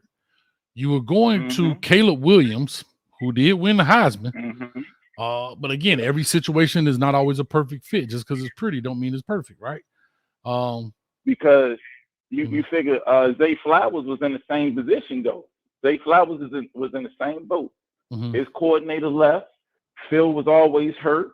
The whole nine, he stayed. He was carrying the ship. They was winning 4 or 5 games. But look how high he went in the draft. He happy as hell. It worked out for him. Jordan Addison, a Biletnikoff winner, he transferred, took the bag, but it hurt his draft stock. He was a whole Biletnikoff winner. Did he go in the first round? I think second. I might be wrong. See what I'm saying? Yeah. But you know what? But one of these things, one thing about this game, who knows, bro? Like, let's be real. Like, say he stayed at, watch this. I'm going to flip it. Let's say he stays at Pittsburgh, walks out of there with 400 yards, 19 catches. You know what everybody be saying on the backside? Man, he should have went with Caleb Williams, who won the Heisman. Man, he would have got all the balls. Like, it's Monday morning quarterback, and we never know until it's over. Like, all this talk we've been doing all this offseason about Colorado, Texas, Christian, we're going to find out when the clock hits 0 on September 2nd. All the rest of this, is it words of E. Brown? It's straight pontification. Hey, but I'm going to end with this. I'm going to land with this. I do think that Colorado, I think this whole situation that Colorado going through is one of the best things that happened in college football in the past 20, 30 years. I straight up believe that. And I think Deion, the catalyst of that, his family, is just too interesting of a story for anybody to, whether you like him, hate him, whatever, he blown college football up. Yeah. No, I agree. And real quick to this point, Zoe says, college football feels like Housewives show now, so much drama. Anytime you let people in your house. Yeah, but anytime, Zoe, I'm going to just say this. Anytime you let people in your house with these video cameras, you allow people to give their opinion about you. And nobody's opinion is going to be the same. And Coach Prime knows that. He knows when I put this in there and I put these snippets and these tidbits out of yada, yada, yada, that's what it is, right? And that's what happens when you put the cameras in the house. If you keep your house closed off, nobody knows what's going on inside. And that's what it is. So, I mean, I feel what you're saying, but that's where football is going. Football is going this way. It really is. But I appreciate you, dog. Let me go on and push on, man. All right, man. Thank you, brother. Uh-oh. Lexus and Sheila. I know you in the comment section too, Sheila. I saw you earlier. Don't be hiding. Hey, Lexus. Hi, Coach Hayes. There go my number one. There go my number one fan. Got me over here cheesing. Cane juice biting all in the back. Ugh. I was going to say, I know you didn't call me Sheila again, but I see you was talking to Sheila. Okay, I'm going to give you a pass on that one. Yeah, I ain't going to make that mistake twice. To her with me on hold. No, I was trying to say I saw her on the line, and I saw y'all. I get excited. I'm not going to make that mistake twice. You sounded like a man that cheated on me 50 times and trying to explain why I won't be a 51st. Come on. If I get one more chance, hey, you know what the man's prayer is, Sheila? Lord, if you get me through this, I promise I won't do it again. And 49 times later, here I am. Did you just say Sheila? No, I said Lexus. You You didn't say no lady. You said Sheila. See what I'm saying? There you go. You better put I that actually cup did that down. up. I actually did that on purpose because I just wanted to make it 51. I'm sorry. All right, go ahead. Go ahead. I did. I promise. You really sounded like that no good man. I did. Sounded like it. Oh God, I'm in trouble. Anyway, talk to me. What's going on? I didn't want this. I just wanted to call and tell you, hey, I love the way you are concerned about these kids. Let me just say that. I love your sincere concern about these kids and them getting the opportunity to play ball. And I hope they work the situation out. I remember watching that guy, his backstory and his family coming to Colorado and the whole nine. So I am a little saddened to hear that there's some little uproar about him playing or not playing. Right. We'll see how it pans out in the end. But I hope in the end nothing happens where whoever dropped the ball dropped now. So at this point, hopefully we can work something out that won't hurt the kid in the end. And I just wanted to call and speak to you, really. That's all. My number one fan. I'm loving it, boy. I got Alexis on the line. Yo, with that cheese, Alexis, cut it out. I am not your fan. Stop calling me a fan. And you keep calling me another woman's name. Oh no! Get me to be a fan. Well, Alexis, I did that to test your love for old coach. You're stumbling all over yourself there. I am. Let me take another sip. Hold on. You're stumbling all over you. Hey, Lexus, tell the truth. Tell the truth. Tell the truth, Lexus. You used to be busting them dudes' heads back in the day, boy. I bet, boy. They be trying to run game. You be just straight. You be slapping them all across the dance floor. Get up out of here. That's right. I tell them I forgot more than they know. They better try again with the blinds. Well, I bet you talking about, man, boy, I seen that game coming a long time ago. Let me ask you this. Dude walk up and be like, I know you tired. You've been running through my mind all day. I know you straight slap that dude. Just get that lame crap out of here. Get out. Exit stage left. Just know this, Lexus. Once you grin, I'm in. Game begins. That's all I'm going to say. Coach Hayes, I'm going to let you go and let you talk to your other players about the subject at hand. I just wanted to speak to you, really. I appreciate it. Well, thank you so much. You're welcome. Don't be a stranger. All right, now. All right. Bye. Ellen, stop, Ellen. You tell them a secret. You know all the secrets. Stop. Tell them my voice change. You know I had to put that Barry White on. I changed the levels and everything. So, how you doing? Come on, man. You know how it is. I started caking in front of 208 people. Oh, well. I'm here for it, if you understand me.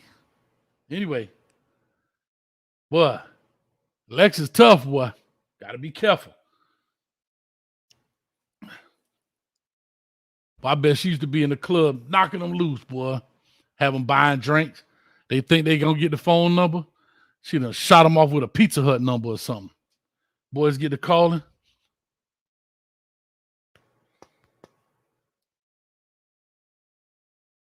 Thank you for calling Pizza Hut. You like the order?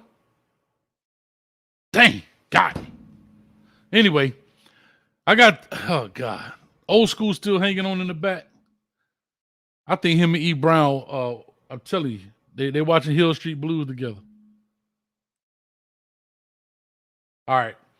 Anyway, no more callers. 862-799-9956. I'm about to get off of here literally in 16 minutes. I do appreciate what people are saying because I do have genuine love for these players, regardless of what people think. But I do want to make sure that they're okay because at the end of the day, you know, team stuff is whatever. But these guys put a lot of hard work into this craft. And for it to be snatched away from them out of their control, that's what sucks for me. Right? Not because they didn't work hard. I don't feel bad for a dude getting cut because he didn't work hard. I don't feel bad for a dude because he come late to meeting. I feel bad for guys who do the right thing and does everything correct. And then they get the ropes, snatched from up under them. Just like this. just like this, 2 weeks before a season start. And again, to Big LT's point, he's saying it's not a big deal. Well, maybe it's not. Maybe it's not. In the sense of everybody, but for me, I'm gonna take it as a big deal because, like I said, I'm looking at this. Even though I'm talking about Colorado, this goes well beyond Colorado. Well beyond Colorado. I'll tell y'all a quick story. I'm gonna bring you in. 6406 was Justin. I'll bring you back in. Give me a second. Had a young man go to a Power 5 program. I'm gonna show you how nasty the NCAA is and these coaches. Goes to a Power 5 program, goes up in the summer, right? Because you can go to the school, even though you're not technically cleared yet. You could, at that time, you could go. I'm gonna show you how nasty this is. Goes up there, does summer A, summer B, right? Getting prepared. Because at that time, it was no graduating early. So he goes on in the summer. Right before he goes, they flag him. They flag his SAT scores. Right? I want y'all to listen to this carefully. They flag his SAT scores. The coaches get him to sign a paper. Young man don't know. Hey, coach, come in. Hey, man, sign this for me right here, dude. He signs it. He gave up his right, quote unquote, scholarship. Watch what happens. Now he has a $10,000 bill at this university. So now what happens to this young man? Because he has an outstanding bill, what can he not do? If you in the chat, I'll give you a few seconds. What is it? What do you think he cannot do now because he has an outstanding bill at a university? I'm going to show you how nasty these people are. I'll help you out since it's a delay. Somebody just said it. There you go, Tony DePaul. Come on. Transfer with his transcript. So he goes up there. They tell him to come summer A, summer B. They house him. They feed him. He goes to classes. Signs away this deal. So he was really just a regular student. Treated him like a walk-on. When he leaves, he can't transfer to another university because he has an outstanding bill at this university, and therefore they won't give him his transcripts.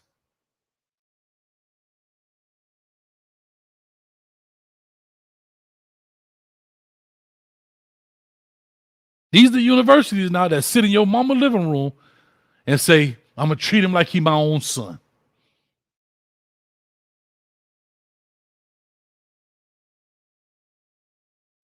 This is the kind of stuff that you go through as coaches that a lot of people don't understand that happen to these kids over and over and over and over again.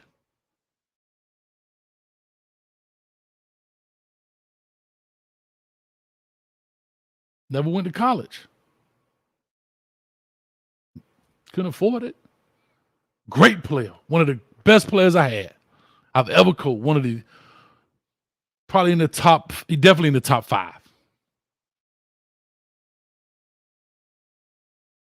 So that's why I advocate for these young men. Still got a bill, probably. Still probably got a bill at that school. Because they wanted to flip it back on him. Goes up there like everybody else, does everything. NCAA come in and say, hey, we got to look at the SAT score again. Hey. The school say, uh-oh.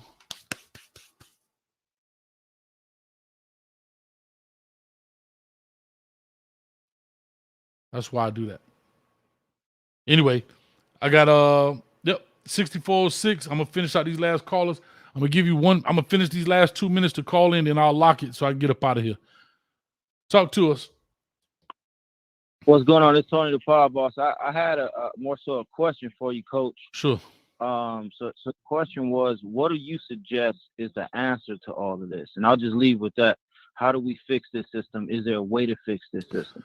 Well, I said earlier, I'm not sure when you came in. Again, I don't know all the ins and outs, but just looking at this on the surface, bro, I can make a Google form right now that goes to an Excel spreadsheet, that conditional formatting and all that foolishness.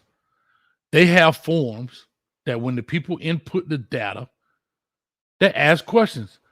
I don't know what a transfer portal paper looks like. I know it's not long. It literally takes kids 2 minutes to fill it out. It's not a big deal. But however, It should say something like, name all previous schools. Did you graduate? Did you do this? Yada, yada, yada, yada, yada, yada. Therefore, if something doesn't cross, like when you cross-reference and it doesn't add up, are you a graduate transfer? Are you graduating? Did you graduate? There's the same questions that we're having could be on this very simple form. And it puts a red flag up, bro. Like, think about it. You know the technology is there. Go out there and Google Crocs right now, and it's going to come on your Instagram, Facebook, TikTok. You know, for anybody out there with your OnlyFans, whatever you got going on, it's going to show up. They got geo-tracking and all that other stuff. So the technology is nothing. But you're nobody's cross-referencing anything to protect the young men and ladies. I don't know how it works in women's sports and other sports. I don't get into that. But transferring is transferring. I would assume the rule is the same across the board for different sports. But however, oh, you hung up, Tony. I'm talking to you. But that's what I would do in order to fix it.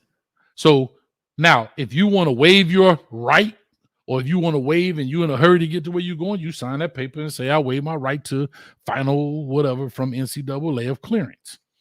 It's the same thing when you go into college. You got to get cleared by the NCAA. It used to be called a clearinghouse for all your old folks out there. Now it's called the Eligibility Center. The NCAA Eligibility Center. That's what it's called. So why they don't have an eligibility center for transfers?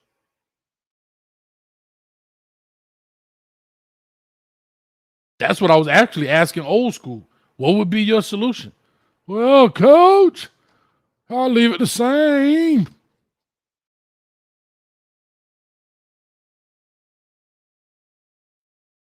That's all I'm saying. I like that, Tony. He said, I'm listening in the stands, coach. I like it.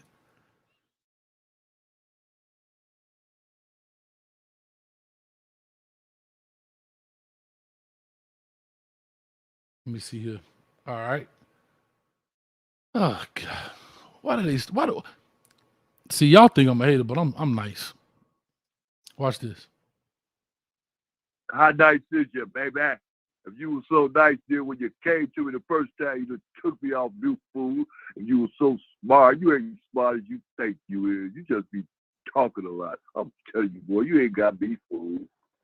You be acting like you don't know something. You know what the deal is. You know what they doing, and that's how they doing it. You've been following a lot of teams and a lot of sports and a lot of stuff like that. So you know it's like you said before, it's a business.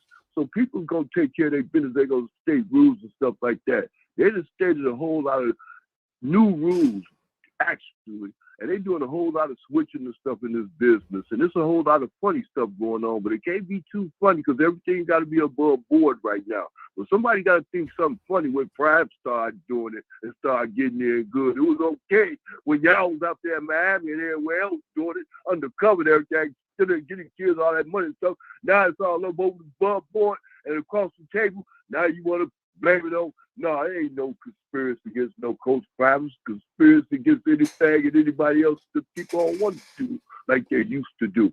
I like the way they got the rules, and I don't wish they change them. I wish they just continue to get them better and enforce them dearly. Now, if you got a problem with that, then you go talk to Coach Prime. Because he said it's all right with him, it's cool with him, it's cool with me too. Now, what you want? What else you want me to do? Hell, he ain't complaining. You finished?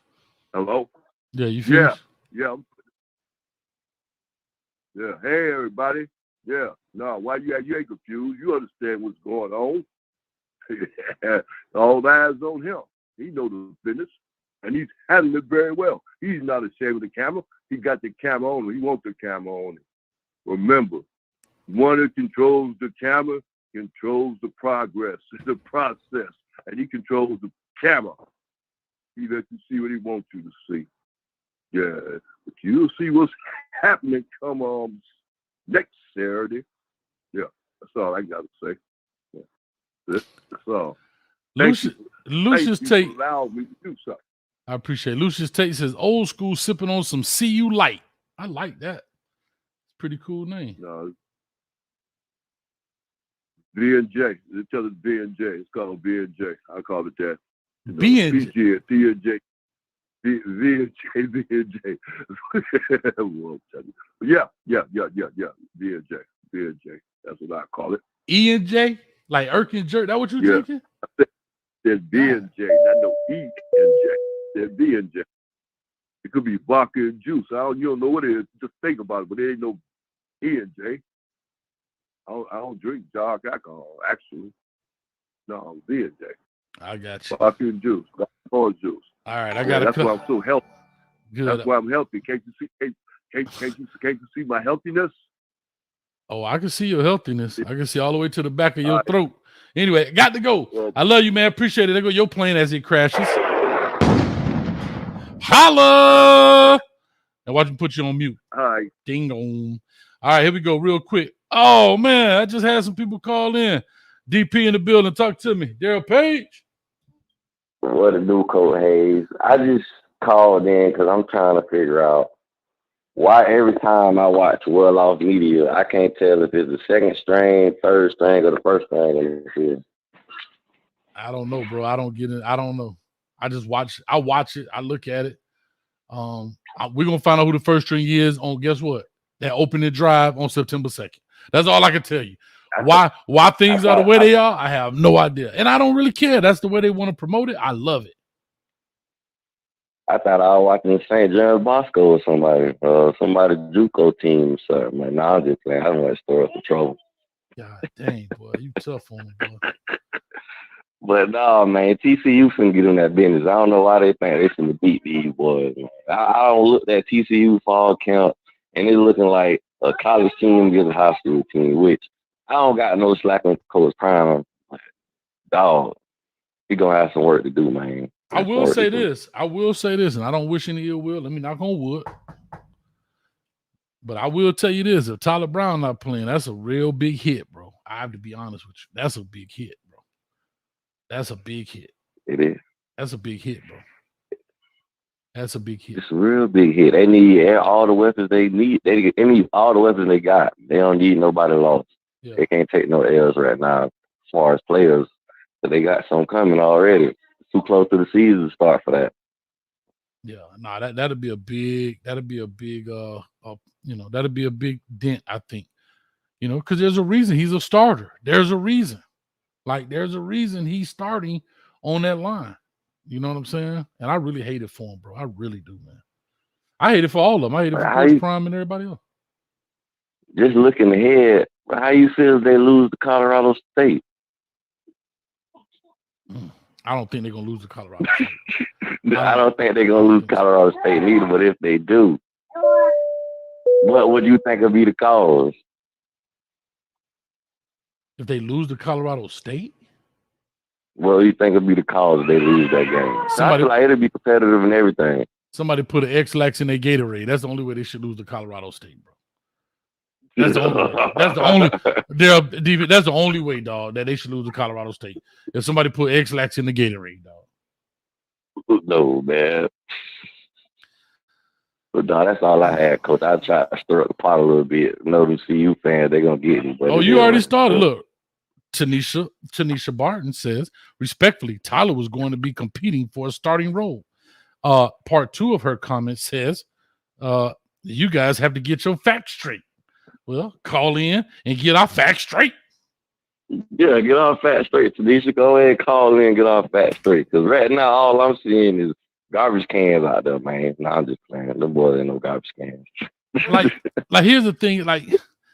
I swear, one thing, if I ever did a crime, I want Colorado people. Well, I don't know because they'll tell on me. But I want the same kind of people that I don't know if Tyler was going to be starting, to be honest. Now, I'm just saying this college-bound CFL. I'm not saying that but I could definitely see that from everybody else. When everybody's saying he's a starter, he was already a starter. Now that this happens, I don't think he's going to be a starter, to be honest. So here we go. We're going to find out. But let me push on because I see a couple of people back out. All right, cool. Appreciate you, dog. Yes, sir. It's all about you. Always. Uh-oh. Oh. Sheila? Is that you, baby? Yes, it is. How you doing? I need to call I need to call and get y'all all straight, cause y'all just flapping gums. Talk to me then. Now, see, I'm calling. You want Tanisha to call in, but I'm calling to fill in for right now because she knows what she's talking about. Because Tyler hasn't been on the field since spring game, and so I don't know how. And you say you don't watch. Now, I used to be your defender, but you say you don't even watch Well Off or none of that stuff. But yet you said Tyler was going to be a starter. And when we tell you Tyler was competing for a starting job and then he might not be the starter, then you talking about, oh, they just calling now and saying he ain't going to be no starter since this happened. That is not the case. So Sheila? He wasn't projected on the starting roster on the ones, so maybe he's a loss as a backup or something, but you can't say that he was going to be a starter because you don't watch it. How you know he was going to be a starter? So I want to say this, Sheila, darling. I know we're having a little spiff here, but I do want to say, I didn't say I don't watch Well Off Media. I said I don't watch all of Well Off Media.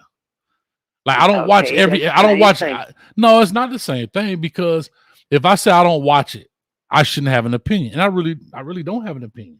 What I'm saying is I'm looking at it that I don't watch every episode of Well Off Media pregame with the pregame, Reach the People, DNVR, all. I just don't.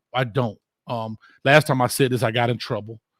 But what I will say is, and I know other people have things to do as well, so I'm not trying to downplay it, but there's a lot of other things that's going on where I don't have an opportunity to watch all of the outlets.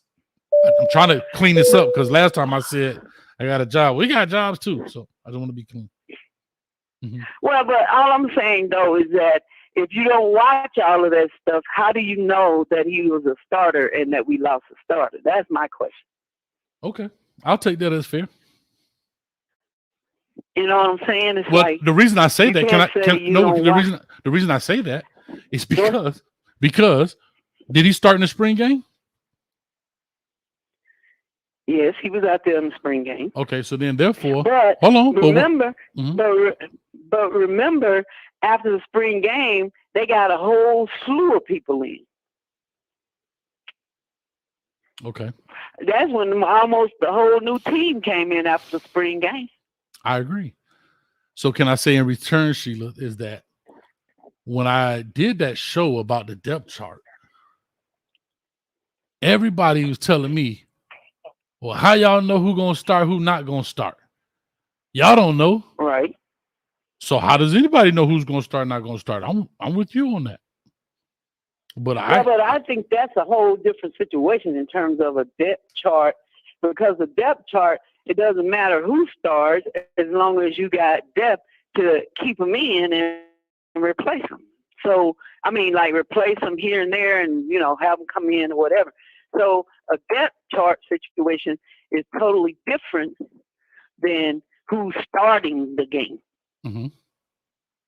So, I'm just saying that, the whole situation with Tyler Brown, it is sad, but I was thinking that initially when he first transferred to Colorado, because I knew that he had came from Louisiana, but I think at that time something happened with his coach and he was allowed to transfer. And see, I don't think that was the rule that was in place. That was the guideline that was in place that he could do that. So I don't think that should be held against him as leaving when you're a coach leave, because they used to allow that. You know what I'm saying? And so I'm listening. Go ahead. No, I was going to say to you, you're correct. You're correct. The problem is it gets very technical. So therefore, rules change a lot. So before you make a move, and I'm not speaking ill will about him, I'm speaking of any player that jumps in the transfer portal, just like I talked about the young man that I had. I made sure I called 2-3 different people that I really trust and made sure before he went and signed any paperwork. And again, I hate using I like I'm better than, but I was just saying as an example, when when what should have taken place with this gentleman was because rules change all the time, right? There's rules that Right. change all the time, and we never know, right? You could say, for example, at your job, whatever, there may be a policy that changed it, and well, man, we used to be able to use the microwave in the office. Now they took that out. You go to use the microwave, they write you up. You didn't know. I'm just using some real bland example, but things and policies change so much and it gets technical that we can't rely on older information because somebody used to do it when we see things change. And I'm just saying this as a way for people to kind of be proactive in these deals to take care of and just pick up the phone and call. Have the compliance people call, double check, triple check, hold them accountable, because at the end of the day, your future is what lies, ahead. Like they say, ignorance is not a defense to a crime, or whatever the case may be. However it's said. Not a defense of the law. Well, and I agree. I'm just saying that, like, if he transferred from Louisiana to Colorado and the rule was in place that you could transfer if your coach leaves, that's a rule that was in place at that time. And I don't know if it was considered your one free transfer or whatever, but it was, in fact, a rule at that time that you could transfer, or a policy, whatever you want to call it. And I agree wholeheartedly that it's up to the compliance, but maybe they thought, and because the coaching, the rule that said you can't transfer free if you have a coaching change, came up in for the 23-24 season.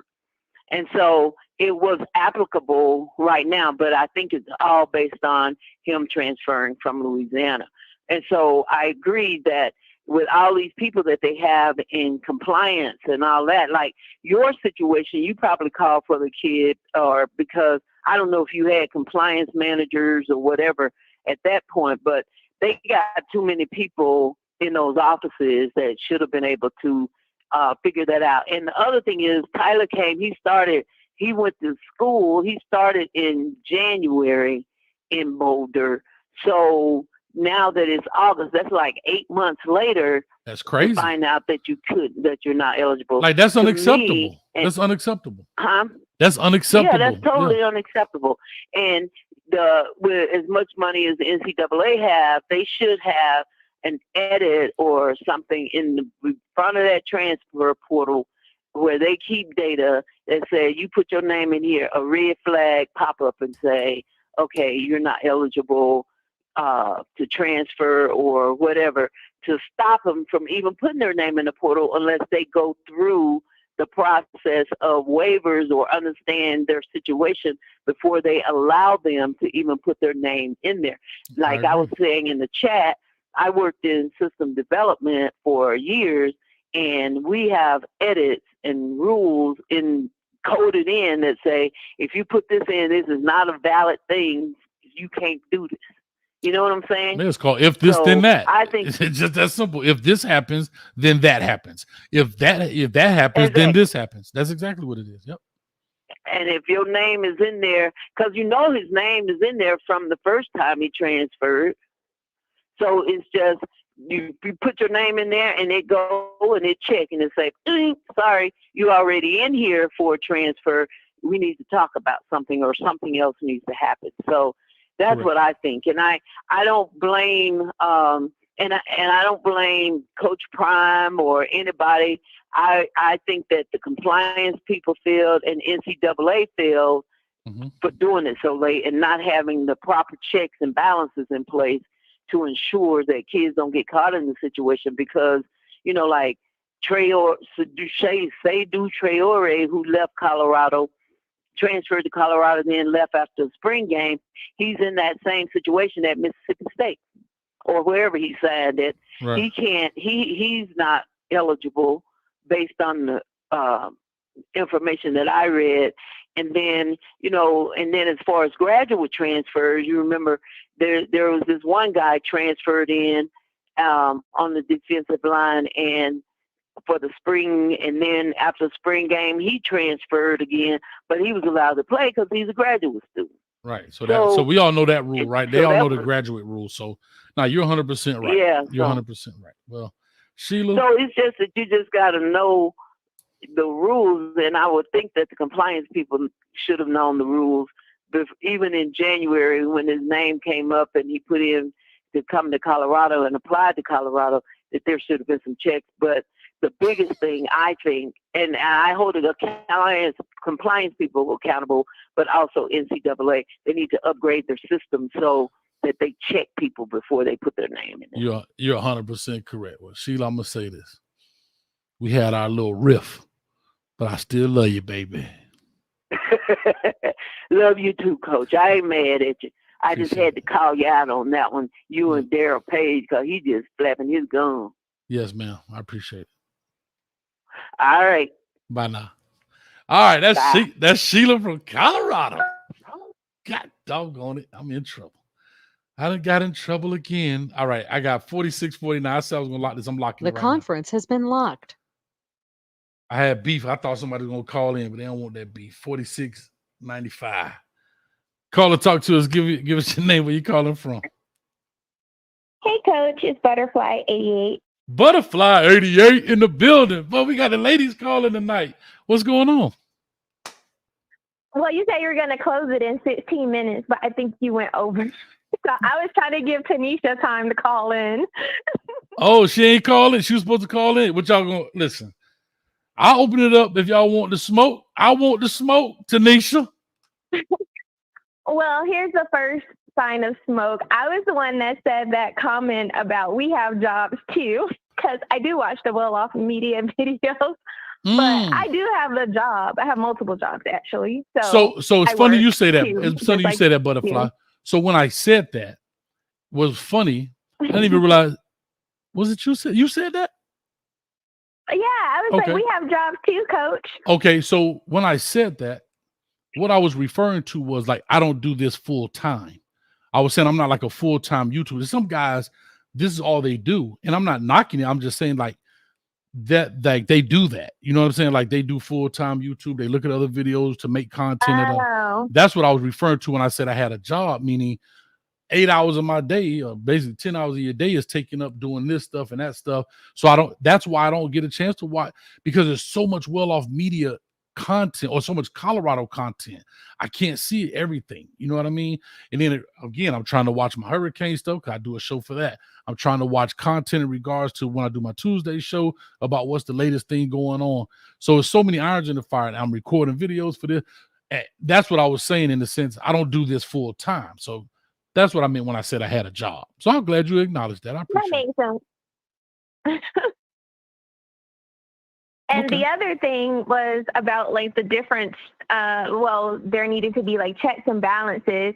I just have a pet peeve overall with different organizations. I won't put anybody on blast in corporate America that I've worked for, but you'll be just surprised to see how many people behind the scenes don't have it together. But the brand name up front, you would think they're doing the right thing. That's and right. Their systems be crap. Their checks and balances be crap. And I mean that by just think of the big three when it comes to who kind of like reports for your credit where I've been. So it's not a surprise when people don't have it together.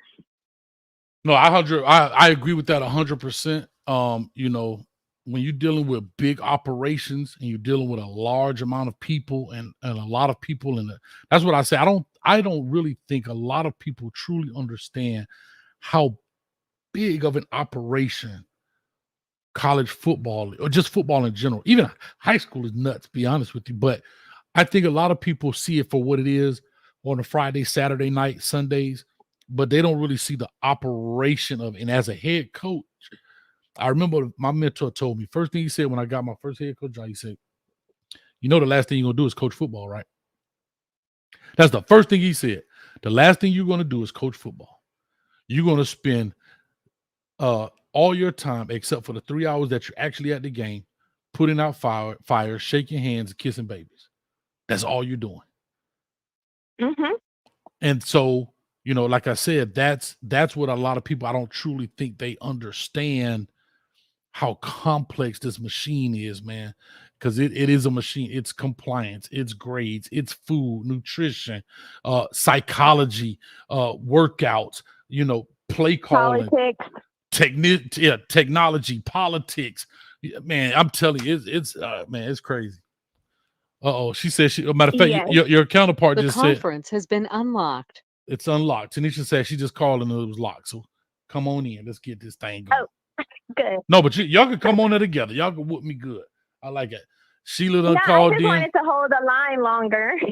Oh, that's fine. Sheila done whoop me. Lexington came in and slapped me because she said I call her another name. Butterfly came in and told me she got a job. Tanisha about to give me the 1-2-1-2. No, I said I have jobs. Oh, excuse me. With an S. It's going down. No, but it is fun though. I appreciate it. Like I said, we just have fun. And you know, I can't wait till that Saturday. To be honest, you know, my Canes play Friday. I'm excited for that. So Saturday is good. We're good to go on Saturday, and we're gonna have a good time, and it's gonna be fun. And I can't wait, man. I really can't wait. All right, I'm locking. Me too. The conference has been locked. Hold on, here we go. Show me my opponent. Hello, is Butterfly 88 still in here? Hey, girl, hey. Hey, girl, hey. Now, what you want me to call in for? Because you are up here saying a lot of stuff. You got going. You were just letting things flow out of your mouth, letting things roll out. And then I'm like, wait. But then you try to backtrack and be like, no. I don't have an opinion because, I don't watch all of it. I'm like, this man just said his opinion, but then said he didn't have an opinion. So I'm trying to figure out do you have an opinion? We've established you don't watch the well-off videos, which is great. Well-off isn't telling us everything. But as somebody who watches well-off, watches Reach the People, watches the pregame, watches DNVR, and watches the coaches' interviews, I'm just telling you what they're telling us. Mm-hmm. So that's why when I say stuff, like if anybody by now knows me, I'm only going to say the facts. I'm not going to say what I think. I'm not going to say how I feel when it comes to specific things that I can disprove. I'm only going to state the facts. And that's what they were saying, is that they want him back because he has to come and battle for the spot. They don't know who's going to play guard. They've been saying that for a while now. And if anybody from Colorado's in the chat, I try to turn off the chat when I'm on the phone. That's what they've been saying repeatedly. Like they didn't know who their starting five were. They were battling it out. And more people are coming in. I think the O-line coach has brought in a couple people from Kent State. So it's like they didn't know. So that's why I said that. Okay. And so my opinion about not having an opinion was saying that if you check the context of it, I was saying I don't have an opinion about who's starting. I was going off I didn't have an opinion about Tyler Brown. Tyler Brown I remember when I did the show, I believe it was with Rob, and I can go back and check the footage. But when Rob came on, and again, I may be wrong for calling Rob an expert, but I just remember when I did that show, everybody was saying, well, we don't know. We don't know this person, that person. Okay, great. Well, I know he did play and he was in the lineup there. I know I've been in some chats about Tyler Brown, and he was supposed to be the starter. I know he has been ill, and I understand that. But I will say this, just to say from my experience on this side of the table, that I understand what coaches say, but I also know why coaches say some things, right? That's just like when was it Ryan Day coming out talking about they don't know who the starting quarterback gonna be. Yeah, they doggone mind. You're gonna start 2 weeks from now. You know who the starting quarterback. Just like you, if y'all don't think Colorado doesn't know who the starting five gonna be, they know. They just keeping the fire going, but that's okay. Right. But now you're arguing. You're not talking about what you said. I called in because you said that's gonna be terrible for them. Tyler Brown was a starter. Like you actually said that. I did say now that. If you want to throw it back to context, No, I will say all of that. I that, did cool. say that. I did say I'll that. relent. But my point, right? So that's all I'm saying is like, I as a fan of football, sit on your shows and I listen in when you talk about Miami, when you talk about everybody, and I feel like whenever somebody from Colorado who has proven not to just be a homer, who has proven like I'm only going to talk about things I know about. If I don't know about it, I'm not going to say about it. And then it's like, oh yeah. Now we're moving the goalpost. I'm like, no, I'm never going to move the goalpost. The goalpost is going to stay because that's what goalposts do. They stay. So that's all I'm saying. Like, I just feel like anytime we have these conversations, we would be naive to think that nobody else is listening anywhere else. And I just want to make sure that we're stating things that are real things, because there's people in here that aren't paying as much of attention as us crazy Colorado fans are. Like, we're all about it, to the point to where my Steelers are on the TV right now and I'm on a phone talking about Colorado. Because once they grin, game begins. So I will say this. I did say that would hurt Colorado because he was a starter, right? Now you're saying, here we go. I'm going to go back to my opinion. But I strongly believe, which is still my opinion because I believe something that's not factual, that he will be a starter. If he was there healthy, yada, yada, yada, even if he had mono, I think he just got cleared of the mono case or whatever it was, medically or whatever that is, or he's about to be cleared for that. I was anticipating him to be a starter. But even if he's a backup. Well, and that's fine. But let me just say something to you. I don't think Tyler Brown has practiced one time. I don't think he's had one practice at fall camp. I think I'm correct in that. I could be wrong, but the reason why I'm saying that is that's why the coaches were like, well, it's kind of hard to have a starter that isn't here. We hope he gets back. We hope he comes back, blah, blah, all the things. But I don't think he's done anything in fall camp. I could be wrong. Somebody will correct me if I'm wrong, but I don't think he's done anything. So that's why my point is like, bless this kid's heart. This is not a knock on Tyler Brown at all. Obviously, like, this has nothing to do with him. Like, he could just be a stick person right now. But that's why I'm like, listen, I respect your opinion. You can have an opinion. But if somebody's not even at fall camp, you still saw it. Like, it's been 3 weeks and he hasn't done a single thing in fall camp. You still thought he'd be a starter? I do. And I'm going to tell you why I say that. As coaches and as people, you know what guys are capable of, what they're not capable of. And what I'll say is, when we talked about offensive lines, and as I've seen people talk about offensive lines, these are only 5 names I've ever heard consistently. The 2 young men that came from Kent State, the 2 dudes that stayed at Colorado, that came from Colorado, that were there previously, and Tyler Brown. Those were the 5 guys consistently coming around. When we talked about these, and again, he may not have played since spring, but he went through all of the summer condition, whatever. I believe he's been sick with the mono, and mono is contagious, so you can't be around people in that sense. And so therefore, that's why he's not at practice. But I guarantee he's probably well ahead of everybody else in that sense. Now, that's just, again, this is me speaking through my experiences of knowing kids that are out that come back in that sense. And I don't know what policy they have there so far as injury doesn't make you lose your spot. You hear some coaches talk like that. But you have to remember also, coaches speak in very vagueness. They don't want to give out information. They always want their players to feel like they're in the running. They don't want to come on there and say that, you know what I mean? And like they don't want to speak as matter of fact, because not a player like, well, dang, coach, you already know, it's a psychology deal. And that's how I felt about it. Yeah, I mean, I hear what you're saying. I just think at the end of the day, they play next Saturday. We'll figure out what's going on. Poor Tyler Brown, whatever happens to him is going to happen to him. Dang, that's cold. Obviously, I hope he's eligible to play. That's cold. He doesn't deserve this. And I hope that whatever he's going through, he can move through it. He can move past it, and he can be better because of it, because he's being swept up in some stuff that he doesn't deserve. He's a kid. But at the end of the day, I just hope, when Saturday comes, they're ready to go. And then that next week, we can argue about what went right and what went wrong. And all this I'll do my good, bad, and uglies. So I have a good, bad, and ugly video for sure. Yeah, like that. That's it, right? Because at the end of the day, this is about him, and this is about him getting on the field. And I'm calling in with the perspective of somebody that basically stalks Colorado content. And so I see a lot of things because I'm seeing it, I'm hearing what they're saying.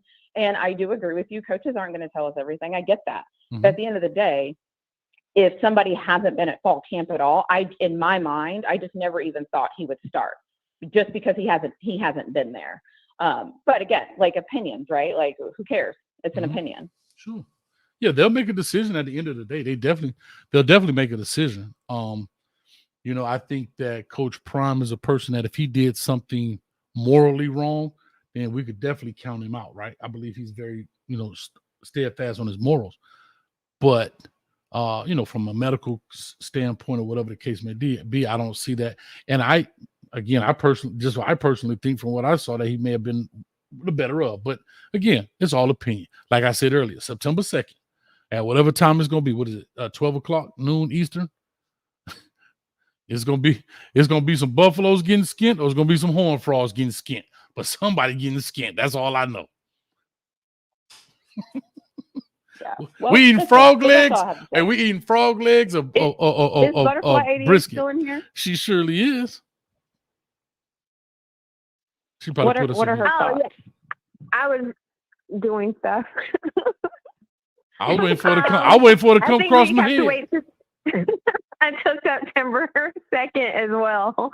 I'll be trying to watch it somewhere here in Atlanta. I respect it. I thought I was gonna have some smoke, but I guess this is... You're a great listener, Coach. We want all the smoke. I want all the smoke. You said I'm a great listener, Butterfly? Why do you say that? Yes. Just from just when I hear people, just in meetings I'm on all day, just in corporate America, a lot of people interrupt, but you actually take the time to let people finish their thoughts for the most part from what I've observed. I try my best because you know what? You learn a lot more from listening. Mm-hmm.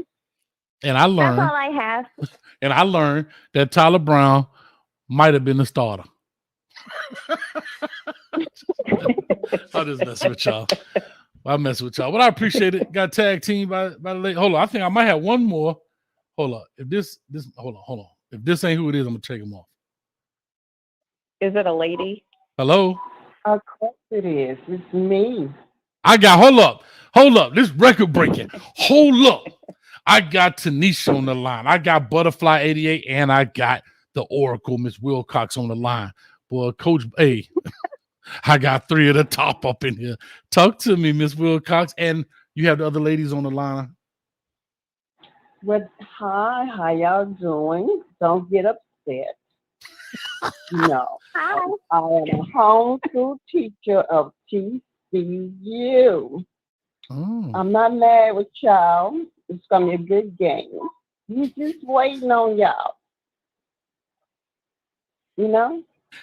I want some smoke. Colorado, are you ready? I'm ready. Sprinkle our brain, fertilize our brain, and load our great matter Glock. Miss Wilcox, talk to us. Okay, ladies. It's time for y'all to put up or shut up. You just got one more week, and y'all don't know who y'all thought it's going to be or who's going to play this, who's going to play that. And we've been sitting there looking pretty and ready. Whether we win or not, we ready for you. So are y'all ready for us? Who is us? TCU? Are you TCU? Who is that? Yeah, who's that? I'm a TCU homeschool teacher. My daughter was valedictorian from that Christian homeschool. Who went to the University of Miami. So I was the homeschool teacher teaching college courses to her, but she really finished when she was 15. So anyway, we ready. We understand y'all got problems. Well, Miss Wilcox, I think we have problems because the world can see what our problems are. I think we need to not assume that TCU doesn't have problems just because we can't see them. No, I think problem they have is they just couldn't be number one, but they number two. Ooh. Who was number two? Colorado? Yeah, that's the only problem we had, that we couldn't be the champ. Georgia just took us on out. So, we're ready for y'all one way or another. Okay. But whether y'all beat us or not, we still ready. Oh, God, I'm loving it. Well, you know what? We're ready, too. We're just going to be two ready teams. I want to hear that y'all ready. I want to hear this. Y'all chat and cheese, and maybe tomorrow, maybe next week. We need to know y'all ready now. Oh, we've been ready. They coming too. They got Media video got us ready. Coming. Listen, they got luggage and it's Louis. And since y'all coming, we believe. And Miss Wilcox, you know I'm gonna say this. You know, ladies don't travel light. They got 6-7 bags of Louis each, and they coming for a 3-hour game. They got 6 bags of Louis each, baby. I'm trying to tell you. Well, you know how we do it. We do it, Louis, but you know, y'all do it worse than us. You know what I mean? Y'all have to bring the I mean, but how do we know all that? the cologne and everything. You know, is that your opinion? And shaving. You got to shave and everything, but at shave this time, shave. I don't need y'all and Deion Sanders being weak right now. I need y'all to be like standing on the sideline like y'all ready, like y'all been saying y'all coming. I don't need to know. I don't know what we're gonna do here. I don't know here. I don't know there. I just really need y'all to stand up and say, "Hey, y'all coming." Okay. Oh, this has been awesome. I got 3 ladies. Listen, I got 3 ladies. Well, we definitely are coming. So the game know, is going to happen. I'm over here eating this mango ice cream and just waiting. Is it sherbet Mango ice cream or ice cream? Is that like a sherbet? Yes, it's sherbet mango. You know what I mean? That's right. Yeah, we got to watch our figures, the curves and everything. You know how it goes. This instantly went from ladies football to Martha Stewart. Just want to say I was really enjoying the football gridiron talk till we started going into sherbet versus ice cream, which I don't think you're the host. Ask us the question. Make us talk about football. That's what you do. Well, I was scared to enter. You. Look how y'all, Miss Wilcox. Miss Wilcox. What? Y'all were going to introductions, the Oracle introduction. I didn't see that. Introduction. Oh, well, guess what? Introduction? Hold on. I'm off tonight. Now you never off, Miss Wilcox. And for all y'all don't know who the Oracle is, I thought you would have known that by now. Let's get the obvious stuff out of the way. We're all here to do what we're all here to do. Because you didn't come here to make the choice. You've already made it. You're here to try to understand why you made it. I thought you'd have figured that out by now. That's so funny. Oh my God. You said who can't hear it? You guys can't hear that? I think it's funny we can't. Yeah. Are you ready? Oh yeah, you can't hear it. Ready? You can't hear it because it's playing through the thing. But I'm sorry, Ms. Wilcox. Yes, we're ready. Oh, you already played the music. Now you want to rattle my rattle. So let me get to talking. Yes, ma'am. Well, I'm gonna let her rattle your rattle. You can't hang up. Don't you hang up this phone. I'm gonna Nope. Go ahead, Ms. Wilcox. Rattle mean that, hey, I'm ready to bite. Give you the truth, you know, because the truth hurts whether it comes or go. But, you know, we all have our flaws. You know, y'all can and cannot beat TCU. And that's the truth. I don't know what Deion Sanders got playing. He always has something up his sleeve. So I'm not just saying he's going to just sit there and let TCU roll over him. He got tricks up his sleeves. So since you two ladies know about his tricks up his sleeve, I need to introduce what's going to happen, okay? Number one, he needs 2 quarterbacks because number one is going to outplay number 2. Okay. Now remember, I told you that. Okay, I got it. And everybody want to play. That's going to be Deion's problem. Everybody going to want to play. And someone be on the field longer than the other. And some of them are going to be like, want to fight. They got a problem with that. Yes, ma'am. But they don't need to do that one. Okay? Yes, ma'am. Because number one, he's in a whole different territory. Everybody's very excited that he's going to be the it man on that weekend.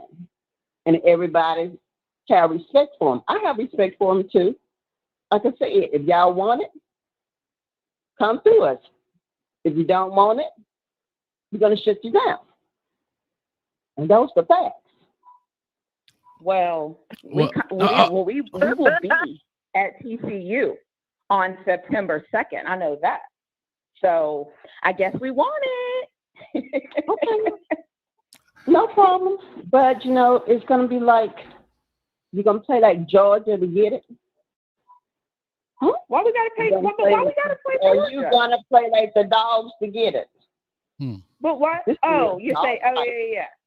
Now you know, no. What? Come on. What do we always say? You know, we got some dogs to play. What you talking about? Okay, because you know those studs over there with a little bit pet bull in it. You know, they fight too. You know. So are you gonna bring it? Always. Huh? We're always bringing it. Always. Okay, because I keep seeing y'all walking. Y'all ain't got that yet. Till the second. Remember that. Miss Wilcox, can I tell you, you remind me of my great aunt. That's okay. What? You still fight me. I could do this all night. I just love this. This has been a whole night. Ladies. You know, we ain't scared at all. So basically, what I'm learning from this conversation is we need to have a ladies' call-in session. Well, he can't handle it. You know, he's sitting over there quiet, enjoying Yeah, himself. coach has to be quiet. Put your hand down. He can't. How you doing it? Is he trying to reel us in? That's what he's doing. He's just relaxing. The cat is out of the bag. Take it however you want it. Yeah, you're right. However you want it. That's the game. So anyway, are you going to ask us any question now? Still being over in that days, like, you know, you got 1, 2, 3 on your hand and don't know what to do. He got his hand up like he in church trying to be excused. Put him down. Put him down. We don't need that one. You're not innocent. Where's Ellen? How come Ellen hasn't called in? Okay, yeah, because you need to have all 4 of us on. What's Ellen? Yeah, where is Ellen? Coach.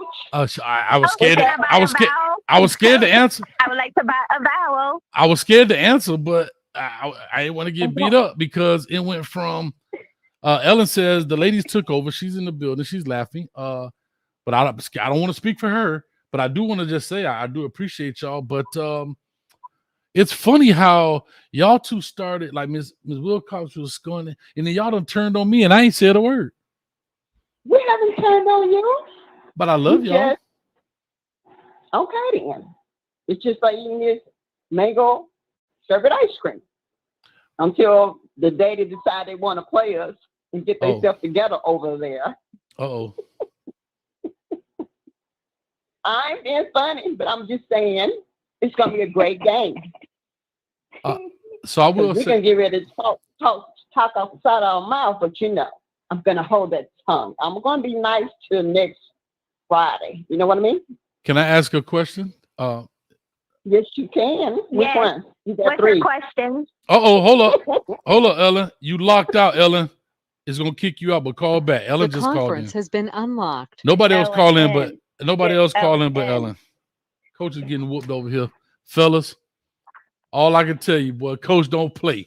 18-80, blind, cripple, or crazy. That's what I'm talking about, baby. Come on, Coach don't play no games up in here. Y'all thought I was a sucker. I told you, I look like Albie Shore, but I'm really Wesley Snipes, boy. Don't get it twisted. Come on, Ellen, call on in and help me, dog. Put your $5 before I make change. Oh, I got 100 on it. I look like Christopher Williams right now. Then, here we go. Yeah, we got 100 on it. Now, not too much on Coach. There you go, Ellen. There she go. Come in, swing it, baby. I'm swinging. I'm swinging for you, Coach. I'm swinging. I need you swinging like Cuba Gooding and Boys in the Hood. Keep swinging. Ellen. Now, not too much on Coach. There you go, Ellen. There she go. Come in, swing it, baby. Come on. I mean, he deserves it. You know, he needs a spanking every now and then. No. Coach don't deserve the swinging. No. You can swing on Shad. You can swing on Reggie. You can swing on CW. Oh. Okay, just let him drink his cane juice. He'll be okay. Ellen, I respect that loyalty.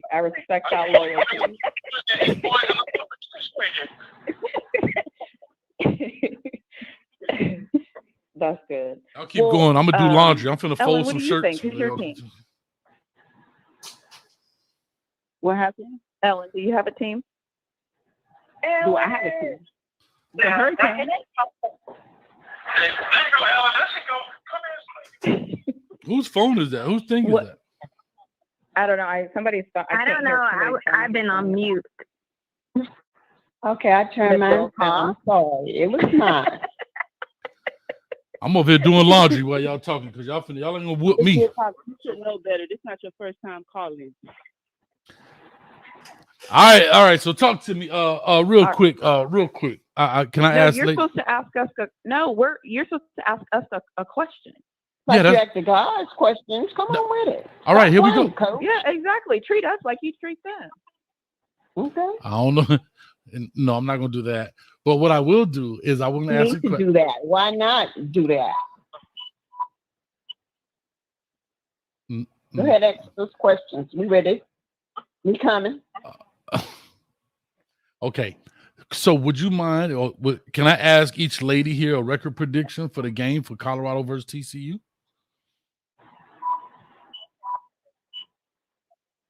Not what TCU and Georgia did. But what's the numbers? I need the numbers. Like, is it? Yeah, is it 52-39? Is it? Okay, let me start off. Butterfly. Let me see. Butterfly. I'm gonna go 40. I'm gonna go 45-48. Colorado, I would assume. Okay, so Tanisha has 45-48 Colorado. Butterfly says she's thinking. I'm actually gonna go 45-48. I don't know who.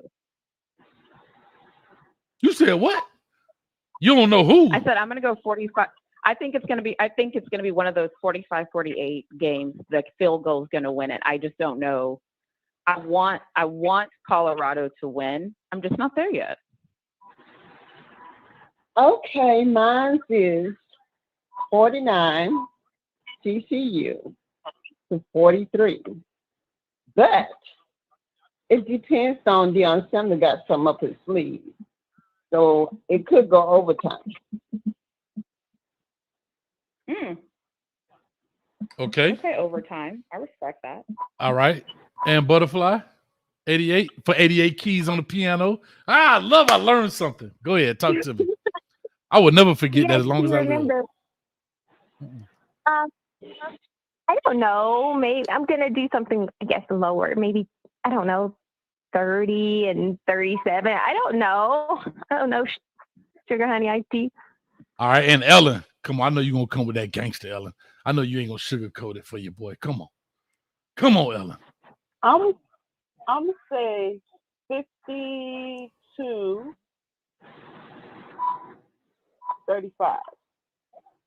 Who winning?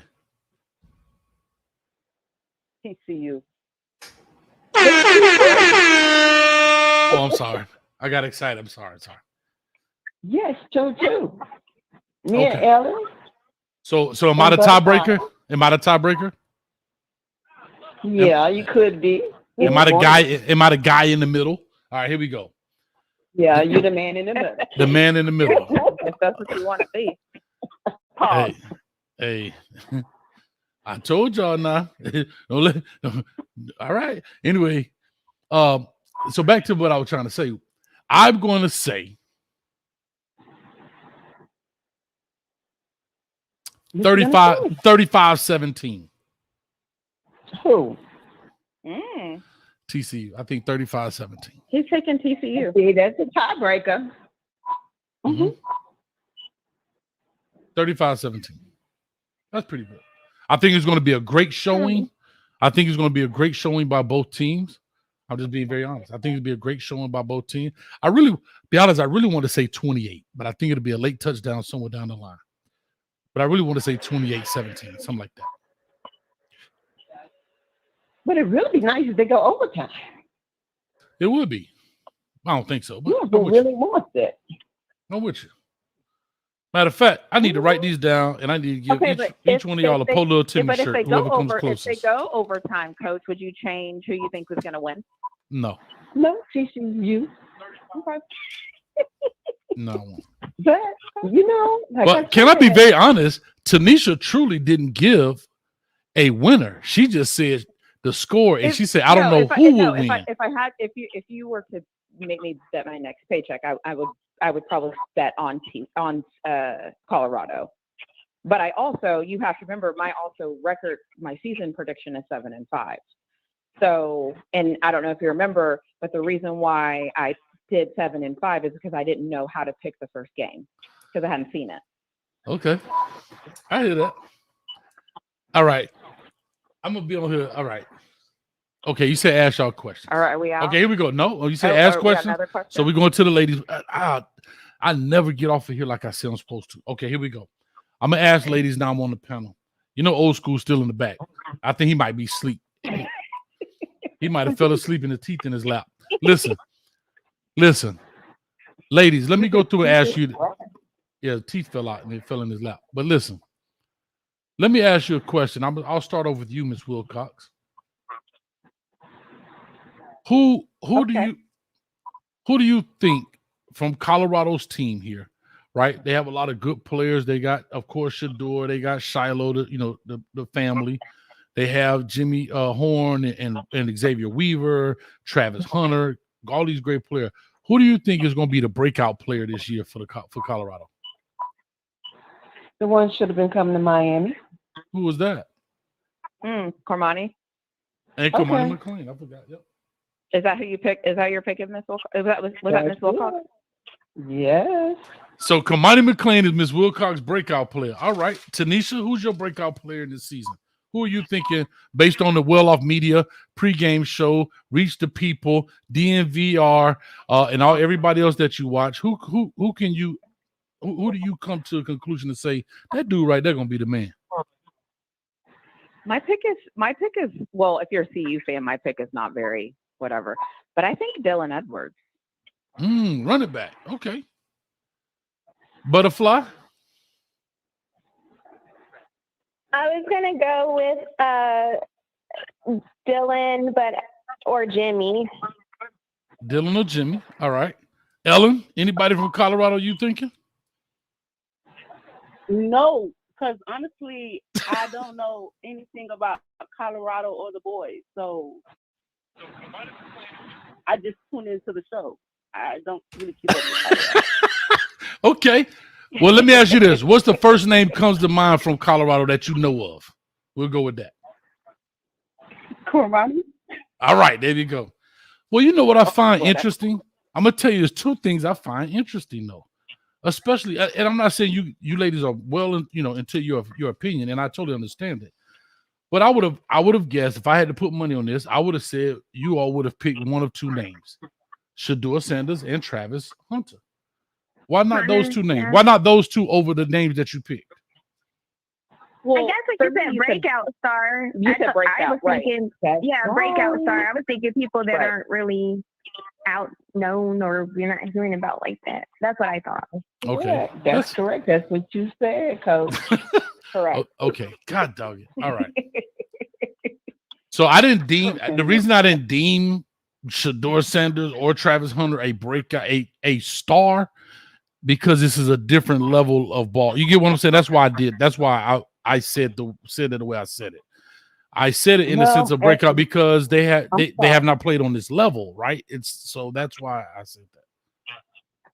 Well, that's not the problem. They should already know because they've been on a team. So you said breakout, new, brand new, gonna show out, put out, and mean what they say.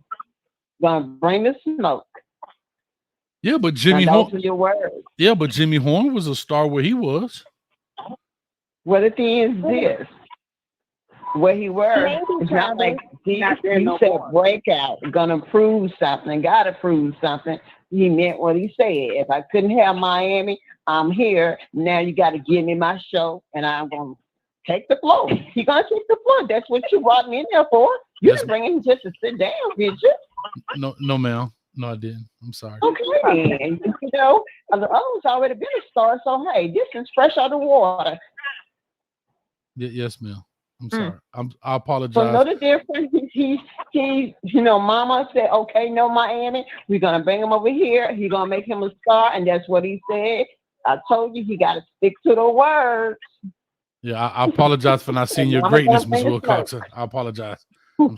Matter of fact, I also think that do you mind if I slap myself? Offensive player. Yeah, you should have made a second offensive player and a defensive player, but you know. Well, we still can. Can I re-ask the question? I'm so scared. I feel like You're not scared. Just be you. I ain't never hog tied nobody. I'm fighting for my life up here. God. You're just it's us four ladies and you. You should be content. You should be happy. Like I'm super happy. Heaven, I'm in heaven now. I'm so You've been wanting this, now you get it on your channel and you don't know how to act. Oh, but don't get too happy if just in case Sheila and Lex is still listening. Don't get too happy. I don't want you to get in trouble. I'm still windmill for you, but don't get too happy. I appreciate that, Ellen. You know what, Ellen? I know you always got my back, dog. Coach be out here messing up. Coach be out here messy. I be out here just causing problems. And when I always look up, Ellen V in the building swinging for you, dog. I mean, just letting them haymakers fly. Appreciate you, Karen White. I'm not your anyway, I'm sorry. It's not so serious because it's just a ball game that you're supposed to be betting on. You know, you're gonna go and put that money up there and say, hey, whatever team win, I get paid. Yes, ma'am. All right. It is what it is. All right, I ain't scared. I'm going all the way in right now.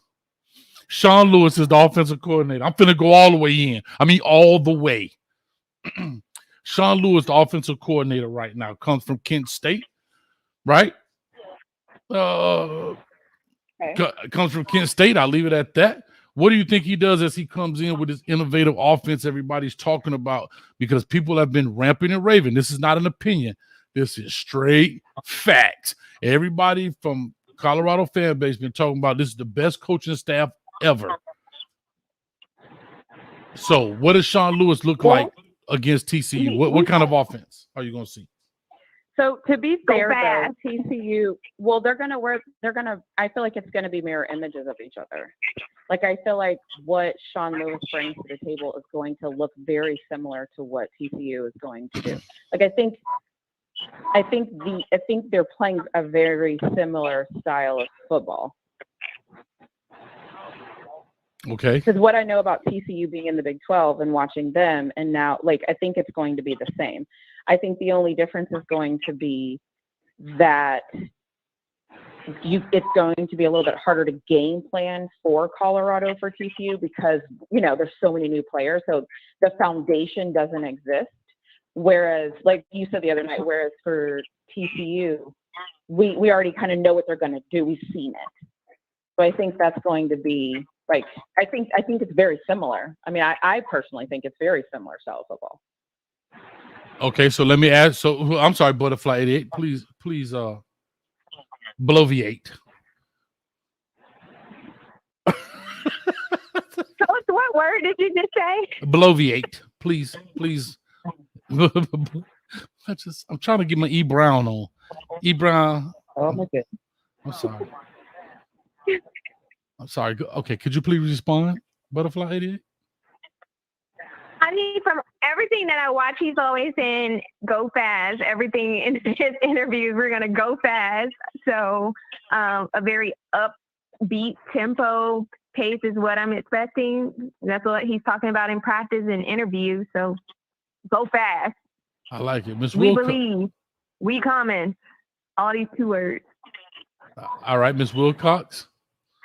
Or you don't care too much? We're still waiting on y'all to get there. And then number 2 team. Everybody thought that, hey, TCU was nobody. Well, you're going to have to play like Georgia. So but my thing is Georgia beat TCU by what, 60, 50? Hell. But we've got to play like them. We just need 1 more point than they do. Wait, that was a basketball game. That's true, but if you're hungry enough to want something, you want it as bad as you can beat it, right? No, this is football. You want to win by you just want to win. It didn't matter. Georgia decided to beat the daylights out of them and get what they wanted. They didn't stop. They stuck the dog on them so they finished them up. Okay, Well, know the listen, difference. as a fan of any team, if I win by 1 or if I win by 97, I don't even Well, care. you ain't working that hard. You're not working that hard against us because guess what? We already got our butt beat enough to know how we're gonna bring it. That's what just got to say. If you want well, then let's go flip it then. along, Would because if you just get that one little point, we're gonna get back in there and beat you. If you want something, you take advantage of it and go to the long haul. You never stop to what? The lights go off and all the points on the board so that, hey, you defeated them. Not All when it's close by 1 point. we're gonna You know, I mean, y'all can do right. So the Buffalo should be able to smell themselves. The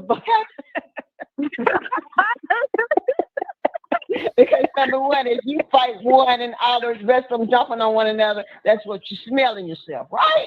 I told y'all don't know the difference when you show out, you put out. So I be showing out and I put out. I be putting out when I show out. Then. Okay. Yeah. I always get in trouble. So, Ellen, you like to add anything, or you just be like, "What's up, Coach? I'm with you." So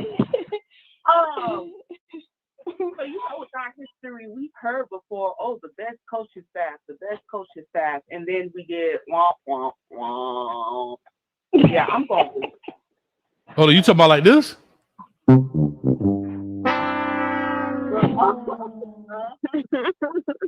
Yeah, I'm not drinking no juice. I need to see first. All right, here's my next question then, ladies, as I bring this up.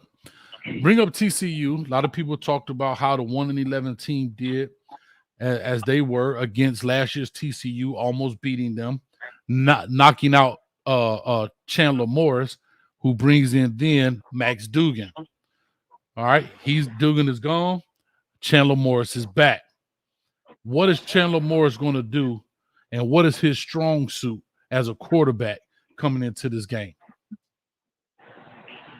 So I'm going to say my Chandler Morris is the reason why I'm not sure who to pick for the game. Say because what? Hold on. I'm not I sure. apologize for Because I interrupting. remember last year.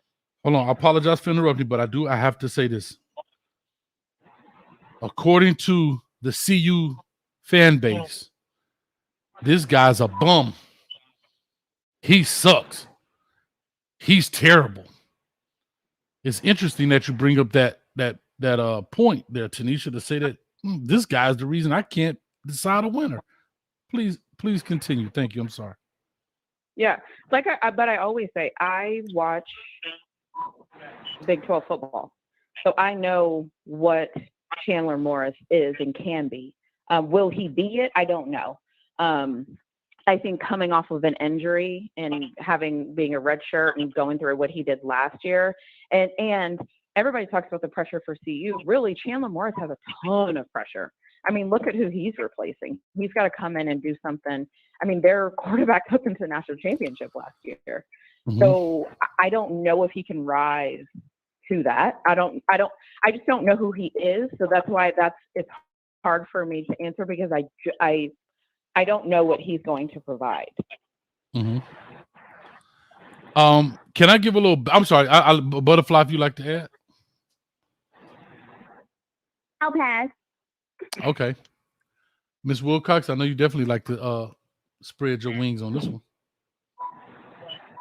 Okay, which quarterback are we talking about? Chandler TCU Morris or TCU? Yes. Colorado. TCU. Okay, I'll put it like this. He's ready, but the thing is this: that defense is more ready, and defense on defense, the quarterback's gonna be running. Mm-hmm. It's gonna be a rushing offense if they're gonna try to win on either side. Mm-hmm. But when it comes to getting the job done, I go with TCU because they already know what they have to do. And Colorado is a fresh team out of water and everything. And they still smelling themselves. They're not to know, I want. Get it together. Mm-hmm. Okay, and their quarterback, was at Jackson State, and he was awesome, But now he's in a different zone, a different territory, upper level branch. And that stage of playing, you're going to play them. It's not like they come to play you. And that's a challenge. All right. Let me ask you a question. I don't know if you all know this or not, but there's been a lot of I'm gonna make a comparison here. I've been hearing a lot of people. Butterfly, you crazy. I just saw your comment. I've been hearing a lot of talk about Shedeur, right? And his come up and his father coaching him and his father being his coach. And that's what helps make him great as a player. And I agree with that 10,000%. I guess my question is, does anyone here know, or does the majority of the fan bases know Chandler Morris's background when it comes to family? Is he your player's son or coach's son? He is. And his father was the head coach, was the offensive coordinator at Clemson and the quarterback coach. He was the assistant head coach at Tulsa. But I was just trying to say that I think a lot of people don't realize his lineage, right? His father was the head coach at SMU, at Arkansas, the offensive coordinator at Auburn. He was an offensive analyst at South Florida and currently offensive analyst at Clemson. So this young man comes in, I would assume, strictly an opinion, but I would assume with some knowledge of how to play this position. Not saying that he's better than Shedeur, not saying that at all, but I don't think he's a slappy like most people are assuming he is. What are your thoughts on that, ladies? I'll let somebody else go first because I usually jump in. Well, basically, you still, you got a hungry defense, and like I just got to saying, you got to rush the ball. He's gonna have to be running just as well as in just staying in the pocket because that defense on both sides is hot. I like it. Are you talking about TCU? Yes. Oh. I mean, on both sides, the defense is going to be hot. And then you can't just sit there and say, well, look, I'm in the NFL, so, I'm going to move as I please. No, you got to be a rushing offense right now and to get the ball down because the defense is already studs. I mean, they're more than studs. I mean, hey, they are hungry. Yeah. I also think he's... I also... Oh, go ahead. Go ahead, Ellen. I'm sorry. I didn't hear you. Ms. Wilcox, you think it's going to be a defensive game? Because number one, yes, it is. What I'm saying is you got number one plays on both sides, even though you got some great quarterbacks. But for as you have Travis coming on one end, and then you have PC got some good defensive players that, hey, got them so far where they gotten. And if this team was 1-11 and they got all these good players, they facing one another. So it might not be a blowout game like you said. But then again, at the same time, you got to have a rushing offense to get the ball down, to get to the next, to keep the points going. You can't just sit there and just get sacked. You got to bring it on both sides. So with your numbers, do you think the defense is going to score? Because I can't see the offense scoring that much. Well, that's what I just got through saying. The defense going to bring it. And it's going to be some sacks or it's going to be some balls, fumble and everything else. But the quarterback got to be quick on their toes. They got to be a rushing quarterback. They can't just sit in the pocket. They got to do some work themselves. Yeah. I don't know if he has that. I don't know. Well, the other thing is he's coming off injury. He's coming off that injury. Slow down. Slow down, Miss Wilcox. You're going to learn today. Yeah. But what is that noise? They got to learn today. If you don't have that one, the next one's going to learn. Sound like somebody back there baking Coach a cake, trying to mix in the batter. Somebody meal prepping. But anyway, Ms. Wilcox, you throw some haymaker stuff. You going to learn today. All I want to say to y'all, ladies, I just want to say this. You need people like me so you can point your fucking fingers and say, that's the bad guy. That's right. So say good night to the bad guy. Here I am, ladies. I am the bad guy. You need people like me so you can point your fingers. But the problem is, everybody wants to point their finger at the bad guy. But ladies, what do you do when the bad guy points the finger at you? That's what I really want to know. I duck. I wouldn't say bad guy. I would say more of like a moderator. You know, they have listeners in football. You know, bringing handsome, I'm looking good, I'm smelling good. No, this is not gonna be an easy game. You don't be standing up combing your hair and everything. You gotta work. I know that's right. Both sides of the ball. Everybody And got next work. time we on, Coach, we gonna switch that cane juice out for some Moscato. Okay. Hold on, y'all ain't finna feminize the show now. Y'all ain't gonna have me up here You know, looking like red Target. wine. You know how they red wine is. I don't know nobody that red wine, Miss Wilcox. What that red wine look like? Talk to me. Moscato with the red, sweet red, and you put some watermelon in it and some strawberries, and you just put a little Hennessy in it and just drink it and Damn. put it in ice. Some Hennessy in the red wine with a watermelon? My Yeah, Lord. you cut cubes of watermelon, strawberries, and you get grapes. And then you just put a little Hennessy in it, and hey, put a straw down there and drink it. And then you eat the fruit. The fruit helps the body to cure itself that you won't get alcohol poison, and you also help your intestines to digest. I told you, fruit is very important when you're drinking, even cheese. Cheese? That's right. Oh. You know, Well, listen, this escalated quickly. The kidneys, your liver, to digest food so it won't corrode the liver. You know, you get alcohol poison or you get sick from alcohol. So, you know, and not only that, for your manhood, you got to save yourself. Oh, Lord. For your manhood. And women too, because guess what? Fruit is the best thing to purify your body. Detox. You detoxing as you drink it. So it won't harm you, won't get old, you still look young. You need a coochie board for your alcohol. Okay, that's it. Fruit is that. Oh. It takes your nature up. That's why you eat chocolate and wines and things. Where have y'all been? So, Ms. Wilcox, can I ask something Apparently about not a man? eating the right things. Yeah, about my man. Can I ask something about the manhood? If you don't, just quickly. So is it the watermelon that helps, or is it the strawberries? I gotta write this The down. watermelon, the strawberry, the blueberry, the cherries, all those things are healthy for your healthy part. And it keeps you very healthy and alert and keeps your longevity healthy. Okay. What you mean by longevity? I'm about to tell. Just because you 60 and 70, you still can have sex. Where y'all been? Okay. Oh my God. Whoa. 70. Ms. Wilcox.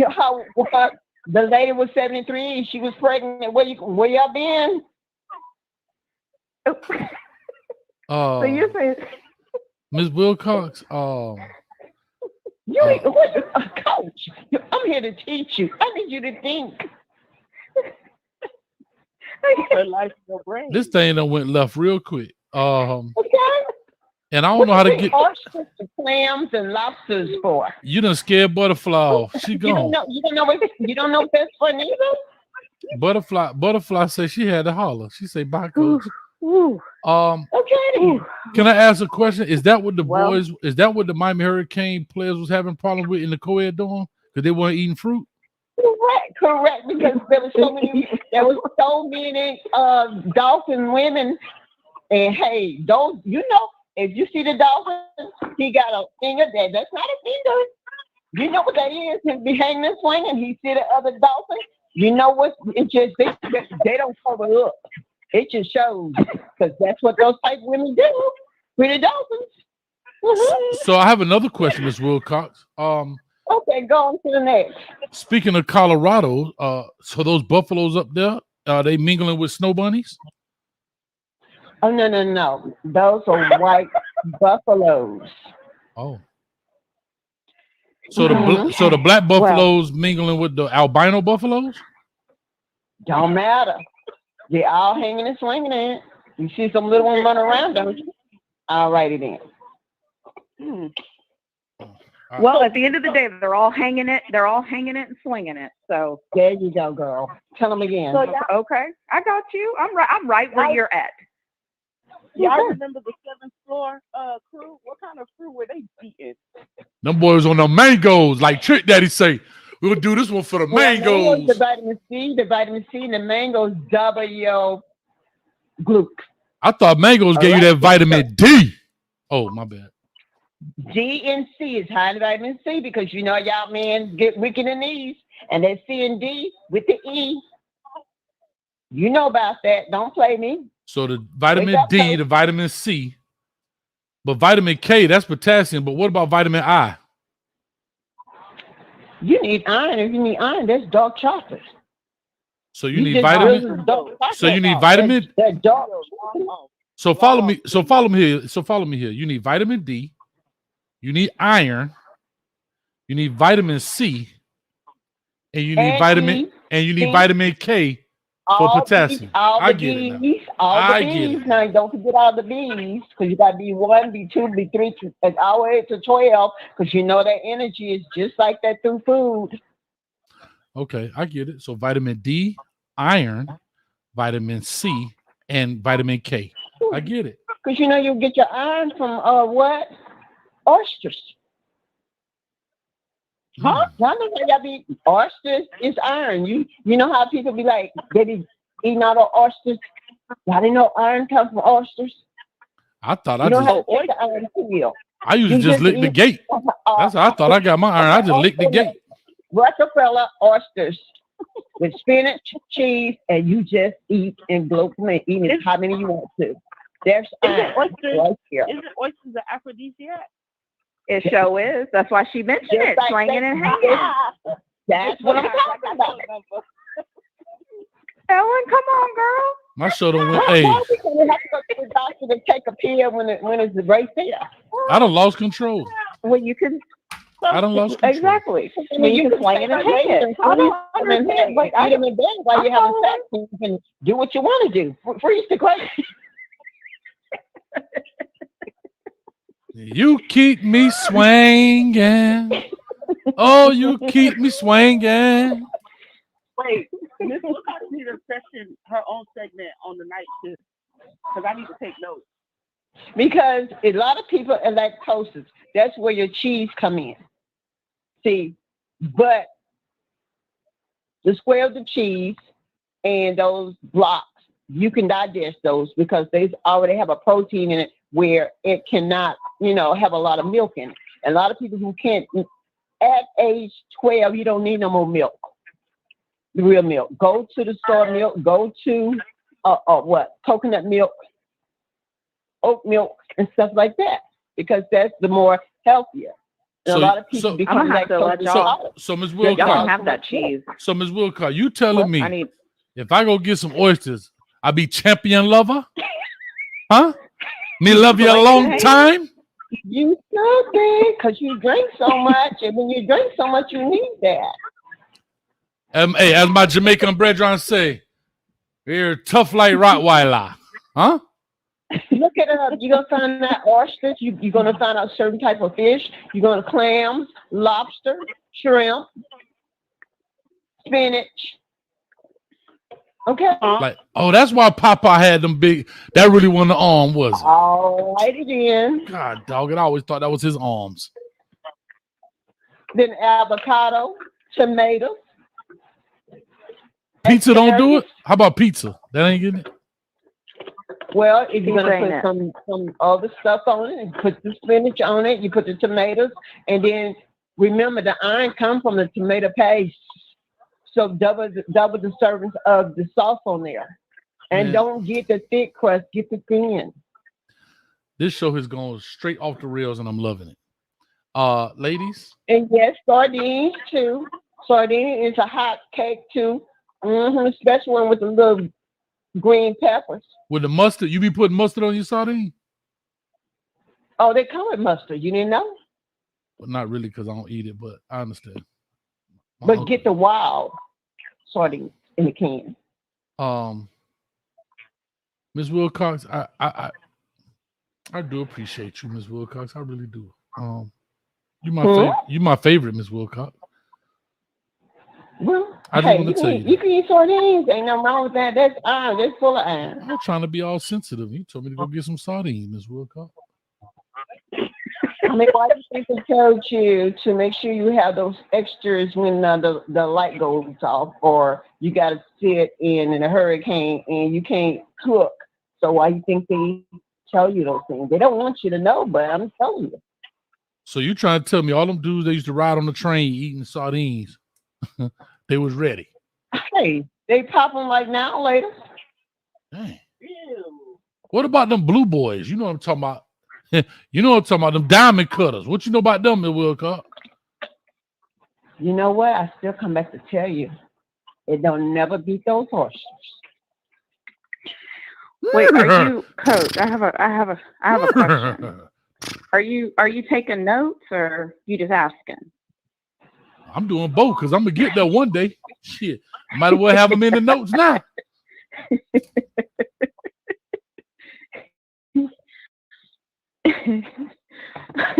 I have no idea what's happening right now. One thing about y'all don't understand, you need blood. And when you need blood to build blood, you got to find the iron. The iron needs to build that, then your nature comes all the way up. Okay? Your what? Your hold on, whoa, wait a minute. Water. Your what does what? Your nature comes all the way up. You heard her very clearly. She didn't stutter. Run it tripping. Ms. Wilcox, you know what's amazing about this show? You might want to blue diamond to get you some inches. I know what you're talking about. Some what?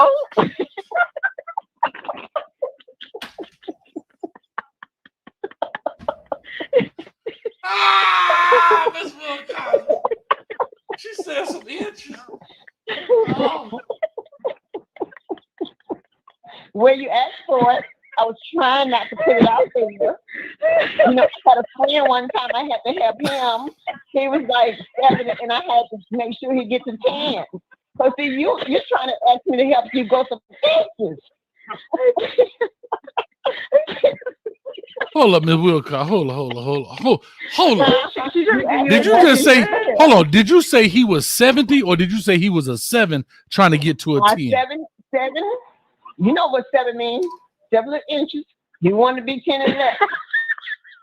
So no matter what you're trying to do, you can make it fatter and longer. So don't go there because that same food you're eating will help you. So hold on. All right, then. You went deep, and I'm going to go deeper. Hold on. I didn't give Miss Wilcox my phone number. Shoot. Hold up, Ms. Wilcox. Now you going too far. But I'm gonna just tell you this. No. Y'all doing. Shoot. This is crazy. And I just want to measure my cup. That's the way I pull this out. I just want to see. Yeah, the measurement. Yeah. Straight. The more round and thick. You know what I'm talking about. Don't play me and don't play dumb. Ms. Wilcox, I love you to death. But we're gonna do a night. We might do a night shift tomorrow to get ready. Okay. We're gonna do a night shift pregame for the games coming up. God. But this thing, boy, Ms. Wilcox. Well, I mean, I'm here to educate y'all what's going on. You know, the other color caught up with y'all, so you know they love chocolate too. The other color. You said they love chopping. You said they love. Yeah, they like their clean pie. That's why they decided y'all on. I told you, you don't want me to go there, but I'm going to tell what's going on in the world. They like our cream pie. That's right. Well, let me go on and turn down the lights. Alexa, turn off ring light. You know, the ocean is the ocean. You put me in, let me tell you what's going on in the ocean. I'm telling you the truth. When she talked about that, I was like, you know, want you to think. That's why she's always talking about dolphins and whales. Okay. See, now it's making sense. And you know, you're right, Ellen. That's what he always says, right? It's going to come back to us, and we're going to understand. Yep. I'm sitting at the red light, and I got it now. It's making sense. Didn't I tell? Hold up, but can I? Didn't I tell y'all? I told you. Y'all be thinking I'll be playing when I said you're gonna be sitting at the red light and it's gonna hit you one day. or you're gonna be eating your lunch at work, and all of a sudden you're gonna jump up in the lunchroom and be like, "I got it," and they're gonna be like, "What the hell are you talking about?" I'm telling you, Ms. Wilcox, you are masterful with your word. You get surgical with it, Jake. I'm telling you, you do a great job, Ms. Wilcox, in fertilizing the brain.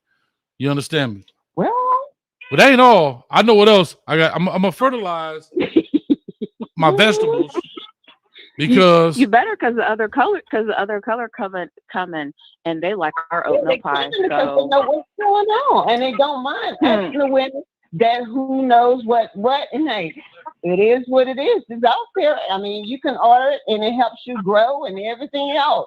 Just like that chocolate. Excuse me, Miss Wilcox. Mr. E. Brown said, Ms. Wilcox said, ain't got him watching Gunsmoke tonight. He said he ready for the smoke. That's what he said. E. Brown said he ready for the gun smoke.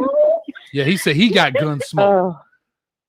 It is what it is. And Ms. Wilcox, he said, he said his go peow, peow. What happens? I mean, hey, people do not talk about it. You have to go and talk to some strength or some therapy when somebody can give you the 111 info what you need to take care of yourself, because she's not going to do that. She's going to offer you money. You got to go get money when you can do it yourself. You're going to do it yourself. Wait, who's the she? I'm so lost. Meaning that you go out to a therapist. I got a problem. I can't satisfy my I can't satisfy my husband. I thought we were talking about cooking. I thought we were talking about vegetables. Get it all done, some food, and that diamond, that blue diamond. Because guess what? They got doctors that put it there, and it is what it is. One man, hey, won't make it, the other will.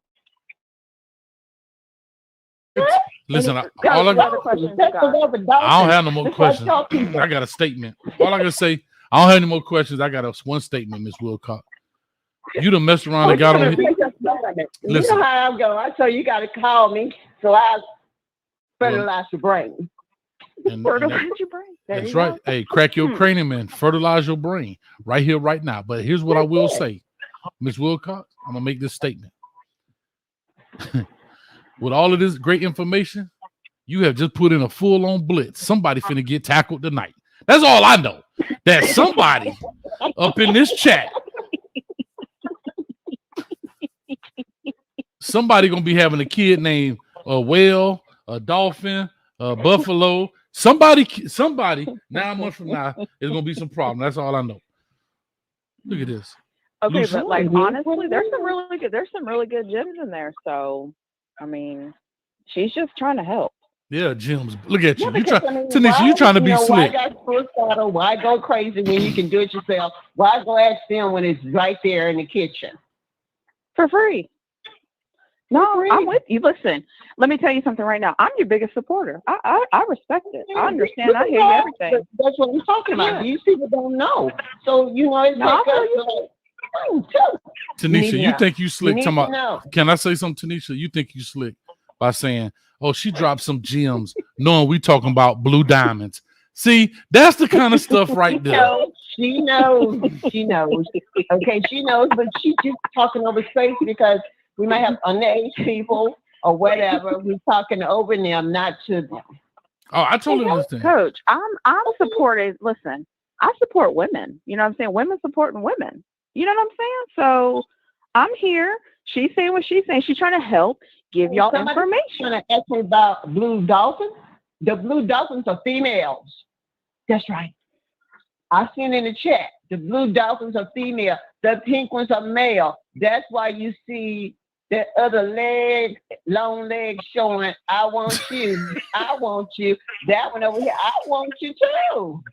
Wait, long. Okay, are we talking about what I think we're talking about with the long legs?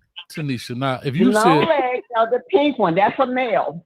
So the one guy in the chat said, "What about the blue dolphin?" The blue dolphin is the female. That's what they're after, and that's why they come pink and turn pink, because the male so much. Ms. Wilcox, can I ask you a question? Can I ask you a question? Do that too. I don't know about no peacock. Can I ask you a question, Ms. Wilcox? No, they do. They do. They do. A peacock is where the man's showing out that he's for everybody. Correct. Exactly. Exactly. That means he's showing his inches. Okay. He's like throwing the show up. Right. He's trying to show. He's trying to show his flowers. That's the diamond. That's the diamond he's talking about. He's trying to show where I got my inches back. See, y'all talking about me in the chat. I'm trying to keep y'all on game. Ms. Wilcox, can I ask you a question? Can I ask you a question, Ms. Wilcox? Go ahead. Were you ever in Atlanta between like 93 to 97, somewhere up in there? I went there twice on a Greek from Alabama A&M with the Greek, so we went to Atlanta a couple times. But you couldn't miss me because I was in the band at A&M. So, and then we was from high school, I was ahead, I was just asking because I know it was certain times in Atlanta between about 9. Yeah, but about certain times in Atlanta, about 93 to 97, 8, 9, it was some partying. I come through there, but I didn't ever stay there. I may have stayed, in a hotel with my significant other, but I couldn't get rid of them. Because he had the oysters and the fruit. He was jealous. I had to be the man, and he had to be the woman. It's kind of, you done went way low. You know what I mean? I ain't finna listen. We're gonna say this for the night shift. Y'all out of control. I'm out of control. The whole damn show is just out of control. Ms. Wilcox has come alive. I'm not mad that Donald Trump got booked. He just went in and came out. That don't hurt nobody because if you accuse somebody, but they ain't keeping them. But you see what goes wrong come back to bite you. What are we talking about? Oh my God, what are we talking about? No, it's something they said in the chat. No, they said things in the chat. You be watching? Answer them. It don't matter. We're gonna need blue and red to make purple to bring love back into the world. We all got to come together to be one. We got to be parallel, and that's the zebra. I can't get mad because you Democrat. I can't get mad you Republican. At the end of the day, God wants you both to come together and turn it purple to love one another. Because what we're about to go through, it is not going to be easy at all. I can see years, 10 years down the road. Are we talking about politics? I don't No, know. I'm just saying. I can talk about 20 things at one time. Now that I know. Oh, well, listen, girl, I can't. I'm like, what? Wait, hold on. Okay.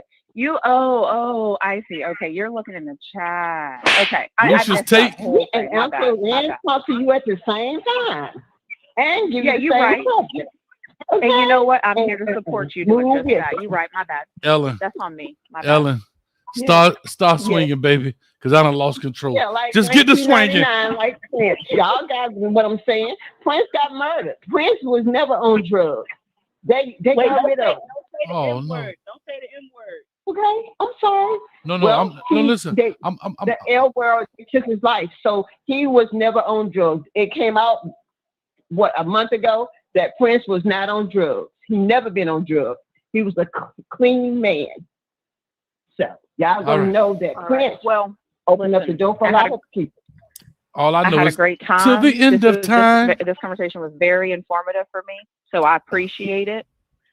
But I gotta go. You ain't the only one.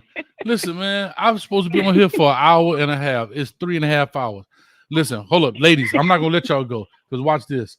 Listen, peace, love, and hair grease to everybody out there. Stay tuned. Be a subscriber. Make sure you join the membership. We're gonna have a lot of fun. We might do a night shift show tomorrow to get ready for Saturday. Who knows? But Saturday for all the members, Coach gonna work on something special. So stay attention. You got me nervous over here, Ms. Wilcox. I done pull out my ruler. I done pull out a cucumber, I just tomatoes. To make clear to everybody that his record shows he was never on anything. Right. Everything is this. Correct. We all don't know anybody can slip anything up under you and say you were when you wasn't. He was a genius, and I'm gonna listen to his music. Me too. The other person, he sing real good.